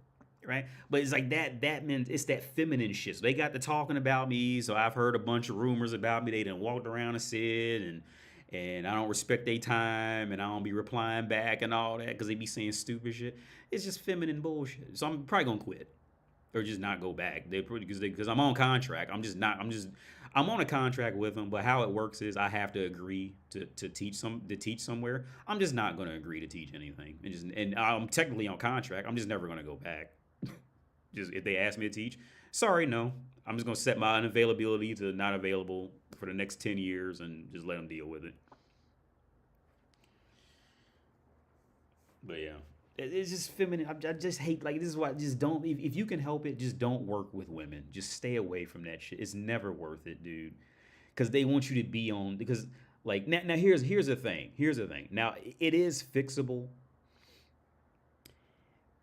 If I do go back, it is fixable. The reason why I say that is because I stood up to them, right? And technically, I'm on a contract for a year with them, so it is fixable to where they'll end up like some woman in there is going to end up trying to hook up with me or something like that because I just don't care about them like that. I'm not showing up in there. I'm not going in there talking to them no more. I'm hanging out with the few people with the dude I knew in there who isn't on that shit.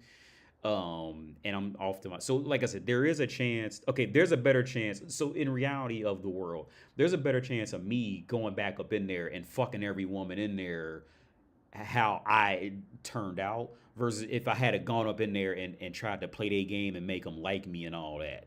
I'm not gonna go trying to make them like you and you play that game. That's not you. Always gonna be some old chump to them like that. But it's a very low chance I'm ever gonna go back up in there anyway. It's just not worth it. It's just not worth it.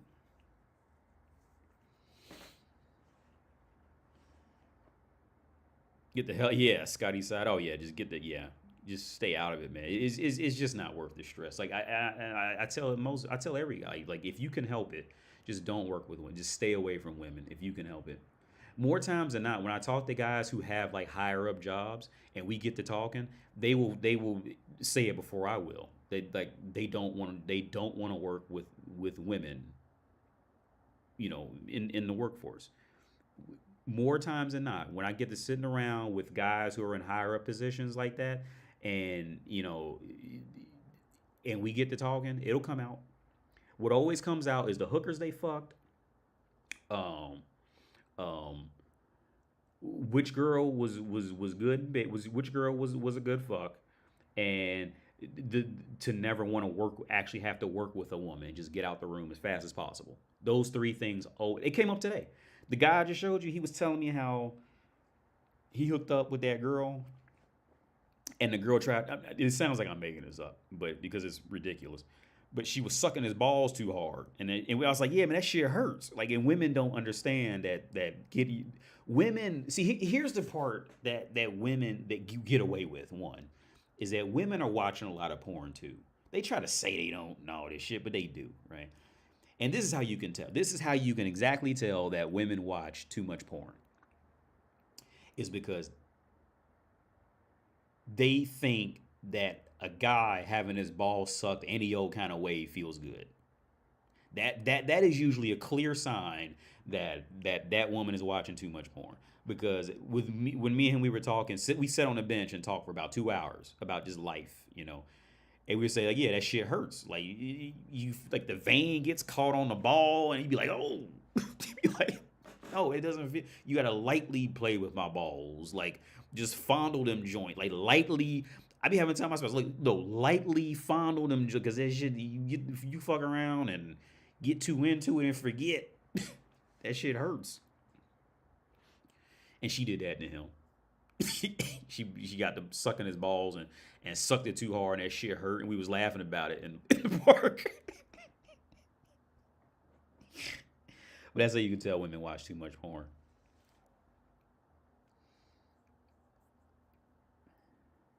Yeah, just ball licking. Yeah, ball licking is fine.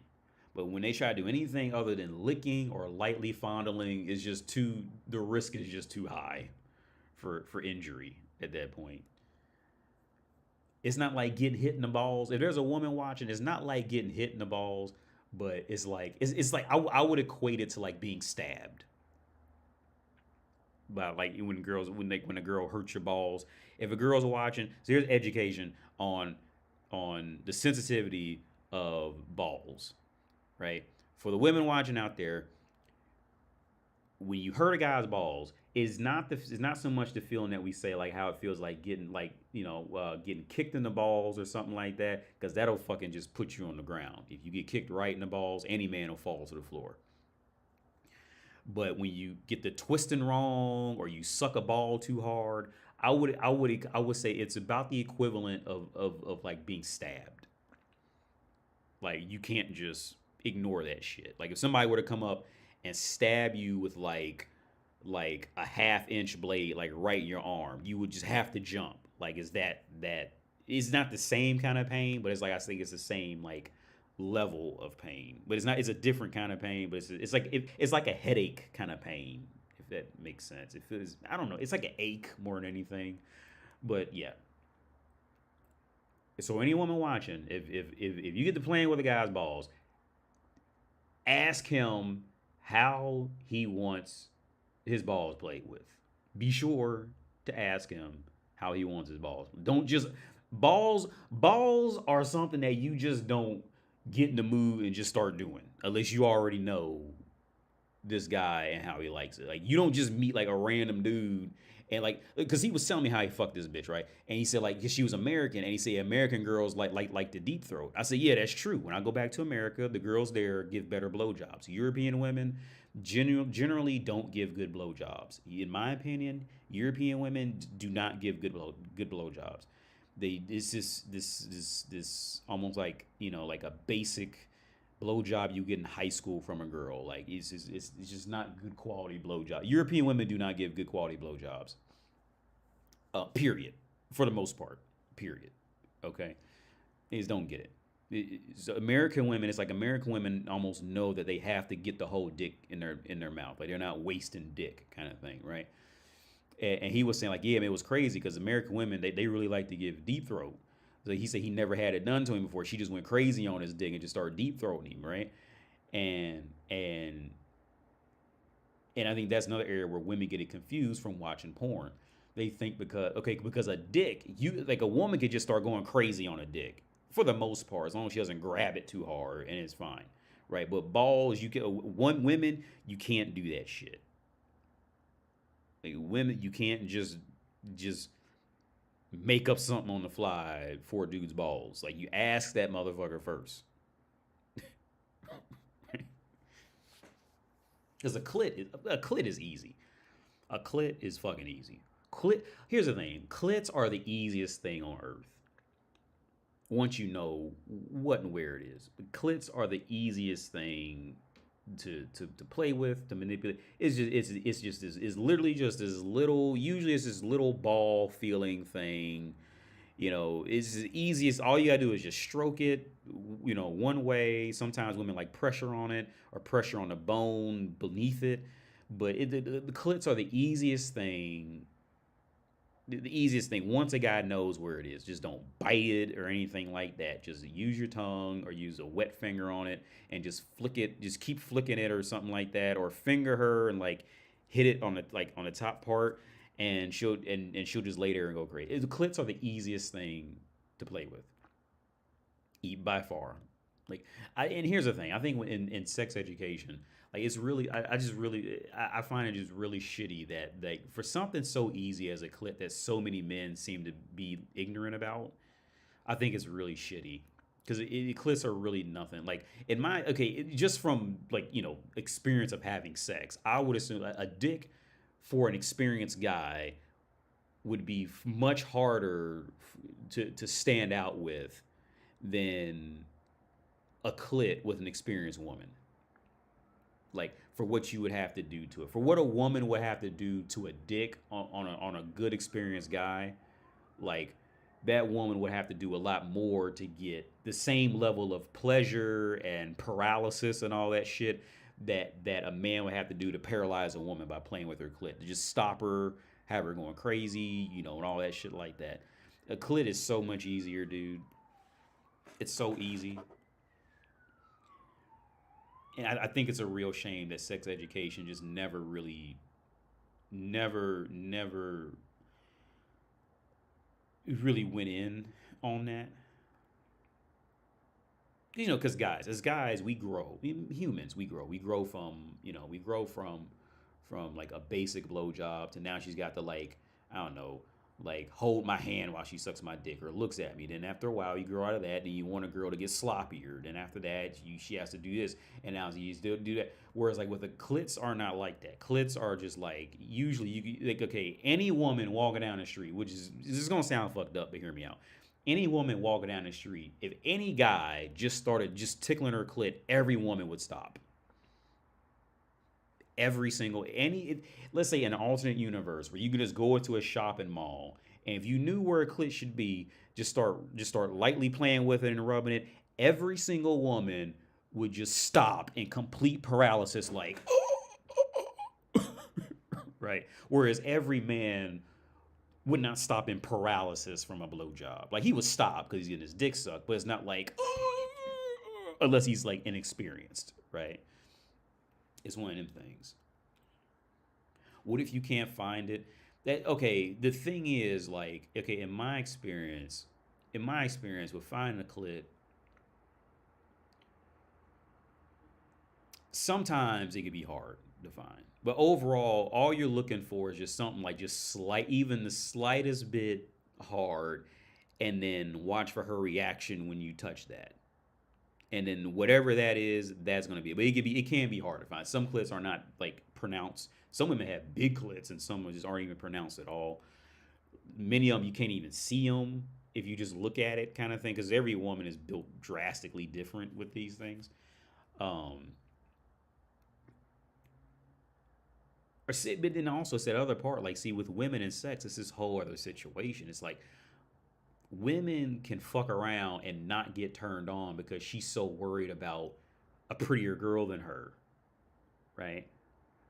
So the reason why women try not to watch as much porn or porn in like the weirdest angles that aren't even attractive is because the woman is always competing with the other woman that's on the in the porn, right? Now, some women do like other women in porn, but like, okay, like for example, like, see, no man is watching porn, right? And it'd be like this muscular looking dude who's in great shape and all this, and he's fucking, the type of girl he likes. There is no guy that be jacking off and be like, oh, I can't even jack off to this shit, man, because that dude just looks too good. There is no man who is putting that much focus, at least on a man in that way, right? There's some bi guys, I get that, but there is no man who would be jacking off the porn and he be getting because he see this bitch's ass, how she's like bent over the couch, or she's wearing heels, or she's got slobber all over her face, and now she's getting rammed from behind. There is no dude that gets to looking at the dude and be like, I just feel so inadequate. And turns off the porn, right? Or can't watch. I mean, no guy's doing that, right? Because he's focused on at least a woman if he's straight, and a woman and a guy if he's bi, right? Whereas women are in such competition to where at least at some point she's gonna look at the woman's full body and be like, and either turn it off or want to see an angle where she doesn't see the woman's whole body and she just sees the guy thrusting in her, right?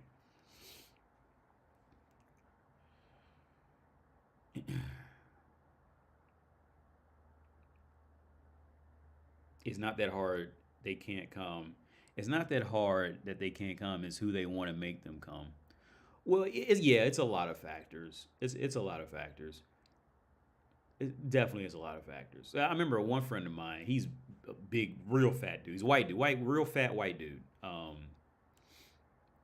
And I told this story a long time ago because I had this one girl who would always just randomly call me to like give her a ride for a blowjob. Right? She would just randomly call me. She was a good looking girl too. This is before online dating took off. This is just a different time period. This was the pre-hoflation era. And it was this girl, she would always randomly call me to give her a ride somewhere for a blowjob. So one time I was hanging out with him in his house. He had a house in the hood too. Is real big guy. And we were hanging out because we'd hang out and drink and talk and shit like that. I said, oh, say, oh, that's that girl. Yeah. Because I remember I seen the phone ring. I said, oh no, she's gonna give me a blowjob to come pick her up. Watch. And pick up the phone. She goes, yeah, hey, can you come pick me up? I'm at BP by like Willow Village. And blah, blah, I need a ride. And like, okay, I'll come get you. So I get in the car. I mean, well, I get in the car. I go. So before I left, I told her, I said, okay, look, I'll go get her, but I'll bring her back for you. Because I didn't really feel like fucking with her, right? But I'll just go get her because we were hanging out, we were drinking. Went to go get her. So I went to go get her, and so she. Oh shit! That scared the shit out of me. What was that? Something just happened. Was it a donation? If it's a donation, I can't even see it because Streamlabs is tripping. If it's a donation, I can't see it at all, man. So I'm sorry about that. Something just went off, and I don't know what it was. And it's not showing up in my mini feed area. But if it's a donation, thank you very much. Or whatever it is, thank you. But anyway, so I went to go get her. And so she already knew what the drill was. It was at the BP, so she wanted me to pull over at like the dark part of the gas station so she could suck my dick. And I said no. I told her no. Can you just suck my friend's dick instead? I was hanging out with him and I was drinking. And she goes, okay, yeah, sure, right, just like that. Like, okay, yeah. Women don't care about this shit. You know, they just pretend to in public, but they really don't care whose dick they suck. It's just nothing to them. So I took her back out to his place, and he seen her and was immediately like on her because she's a good looking girl. And I remember, so he took her into the kitchen, and they came out and she was naked, right? And I remember he got a vibrator, and he just wanted to make her come. So he had her sit on a table like with her legs spread on a dinner table with her legs spread and just used the vibrator on her and just made her say like can I come sir and all all this shit, that dominating shit, right? Like, can I come sir, can I do this, blah, blah, blah, blah, blah, that kind of thing. um um I'm reading the comments, but yeah.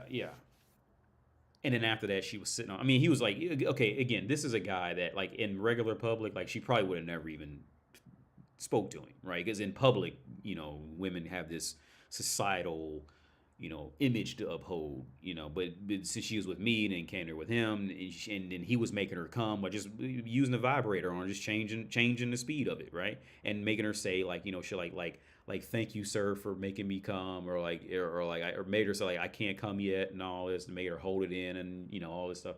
And then when they finished, she got dressed and we all sat on the front porch, and she was sitting on his lap the whole time, like as if she was like, in love with him, right? I'm sure he remembers that. This was years ago, but because I've been in Europe for 8 years now. But yeah. It, Here's the thing: when it comes to coming, to making a girl come in any kind of way, or just making her get off in any kind of way, not only by coming, but just by showing her any sexual attention outside of your own pleasure, only from your penis, like only from your dick, it's like that's a big deal. That's a big deal to a woman. And surprisingly enough, like many guys do not know how to genuinely like touch a woman in a spot, these kind of things. So many guys genuinely just don't know how to. Guys you would think would know don't know how to do it at all, right? Don't know how to do it. But I will say this: if a guy does know how to do it right, that woman will always fuck him again. Always. If a guy genuinely knows how to at least show her body some of the same sexual attention that she's showing yours in any kind of way, that woman will usually never leave unless something else went horribly wrong. She will usually, and in some form, she'll always come back. If she does leave, she'll come back. These women will never leave that man's life for good, right? Now with my ex-wife, well, no, she actually did try to try to talk to me again. I told her to stop calling me, and she never did. I'll give her uh, benefit. She never. Once I told her to stop calling me, she never called me again. Uh,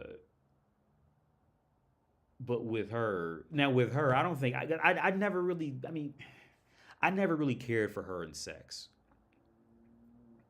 I never really. I mean, I thought she was physically attractive, but I never really cared for sex with her like that. She was a good look. She is a good. When I show people pictures of her now, they pretty shocked. I guess I'm an ugly motherfucker. When I show pictures of her, they're usually pretty shocked. I remember I showed it to a friend of mine from South Africa. He looked at the picture and goes, "Are you serious?" Yeah. But she had a kid and all that. But she had some bad looking pictures though. She's pretty rough in some pictures. But because she I think she had a weight gain problem for a little while. But yeah. Now with her, I never even cared much about her. I just never I was never really into her sexually. It was, I mean, of course I had sex with her, but I never really cared enough to have sex with her to actually make her feel like, you mean like to feel, I never really cared enough with her to make her feel good in sex. I'll say that.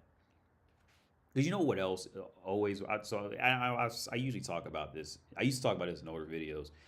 Usually the fail safe thing is to just, is to just, is to play with the girl's nipples, not hard, but just like play with them, just like lightly like rub them or like flip them kind of thing. Play with her nipples, play with her clit, and then grab her or put your weight on her when you're fucking her. Like put your weight on her when you're fucking her. It's always the same thing. It's never. It very rarely changes. Those few things right there will generally work with most. And here's the crazy part is like so in brothels, right? The girls in there fuck, but they a lot of the girls don't want to actually feel anything extra like they don't want to actually feel like sexually pleasured because it's their job to sexually pleasure you. So like for you to sexually pleasure some of them, they'll freak out, right? It's a weird dynamic that happens. So like I remember I was like experimenting in there, and like yeah, some of the girls will like they just don't know like they don't want to feel that sexual good connection of like being pleasured. So some girls would just freak out. So others just don't care, but that would happen. Some would just completely freak out. But those general things is really all it takes, man. Because I never knew just how much so many guys would just climb on top of a girl and just like jackhammer her for 5 minutes kind of thing, and then that's it. I never knew that was such a big thing. And the thing is, women don't know, right? Like they don't know which guy is gonna actually do something or which guy is just gonna have like jackhammer sex, right? They don't know. So at that point, a lot of women have to just like try random guys kind of thing just to see what this one and try to judge based off his looks what he's going to do because she's not getting off to any kind of visual like men like we get off to the woman visual like she's not getting off to a visual. Like one thing that turns me on visual is like if we're both standing and I'm fucking her from the back. And when I look down, if I can like look down to the side, I can see her standing on her toes, like trying to back her ass, and her, she's like trying to stand on her toes, like trying to like fuck me because she's like a little shorter than me. So like if I'm fucking her from the back and we're both standing, and I look to the side and I see her standing on her toes, like standing up, like on the balls of her feet, trying to like keep fucking me, like struggle to keep fucking me. I think that's a turn on for me. But yeah. Yeah.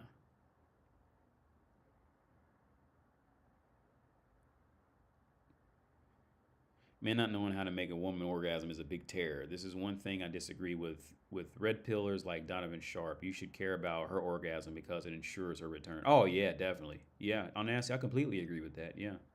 Yeah, if you care about her orgasm, yeah, she is going. Okay, that's usually how you get a woman to get way more freakier too. If she's not even on it like that, because once you do that, it's like she has to do whatever you want back to her. I mean, she has to do whatever you want back to you. It's like it's almost like it's like a contract now. Like she has to do whatever you want, almost pretty much whatever you want, or at least try it back to you. And like I said, the clit is the easiest way to that. The clit is the easiest way to getting that. Once you do that, she'll do, she has to now come back and go crazier and wild. But if you don't do it, now it's like her gift to you to do. You mean like she has to feel like getting sloppy on you now. She's not in the mood, but like you play with her clit and play with her clit and play with her right, she's always gonna be in the mood to come back sloppy. Right? Because she has to pay you back. Kind of thing. It's not like she can't even, it's not like she's even thinking about it. It's just like it's just a natural thing in a woman. Like she has to try it. Like it's like she'll just be compelled to do it. Kind of thing. Right? I remember one girl, I did that with her, the one who did porn. I did that with her. And after that, I was like, because that broke the line of me spitting in her face and choking her, spitting in her face. It's got this type of thing.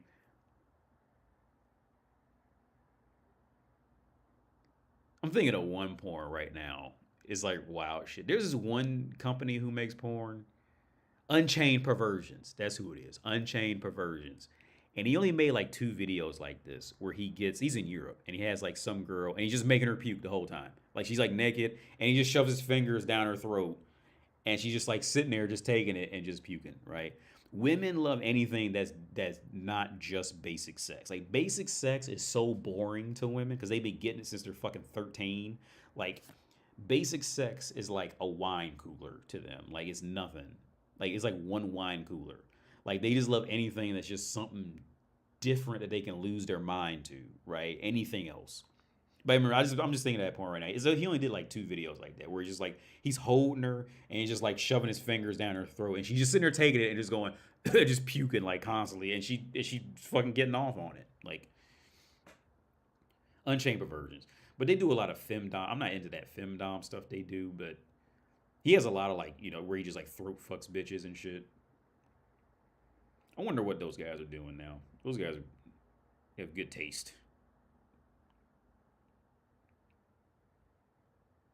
Pascal Subsluts was good, but like I was a fan of Pascal Subsluts, but like it just got to be like I don't know. I just feel like they weren't getting like rougher.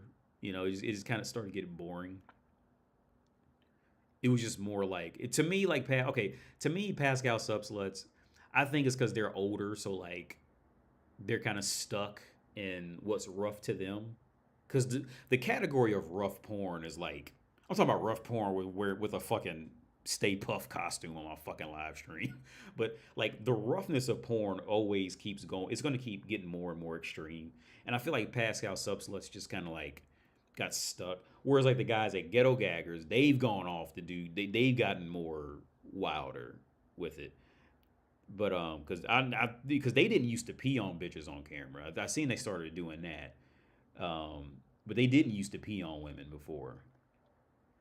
Well, yeah, Pascal Subsluts I feel like they just kind of got stuck in a realm of roughness. Like it never evolved into anything else.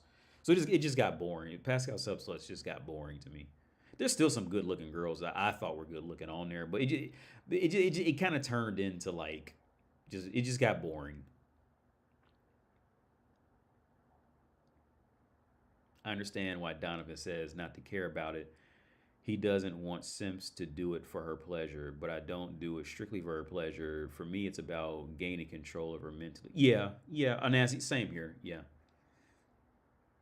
yeah, yeah. Because some Simps, okay. Because here's the thing: if you don't do it right, if you don't pleasure a woman right, and she knows you're doing it for her pleasure, then yeah, you're gonna fall into that simp category. Where if you're doing it because you're like grabbing her, you're rough with her, and you sit her down and you just do it how you want to do it, kind of thing. But you're still watching her responses. Then it's like you did it. Like for example, I was talking to a female friend of mine about a couple months ago, and she was telling me how she wanted a guy to be rougher with her, and she asked me how come I can't just tell him. Like I want to tell him. And I said, no, don't tell him. Because if you tell him now, if you tell him where to bite you, if you tell him where to grab you, where to smack you, if you tell him to do it, now he's following you, and it's not really him. You like, as I told her, she needs a guy who's just gonna do it. And now I think that's the hard part for women is to find a guy who can override the waiting for permission aspect of it. And rightfully so, because as a man, if you override that permission and just do it, well, you could be a rapist, right? Like you don't. It's hard to know. And this is the dilemma that women face, because due to her nature of being a follower and not being a leader, you know, she has to wait on a leader to do it. But in this context, if the leader does it, he can be deemed a rapist after that and go to prison. So like depending on what the woman just said, how she felt about it, right? So it's a rough situation for women to define to truly find sexual pleasure.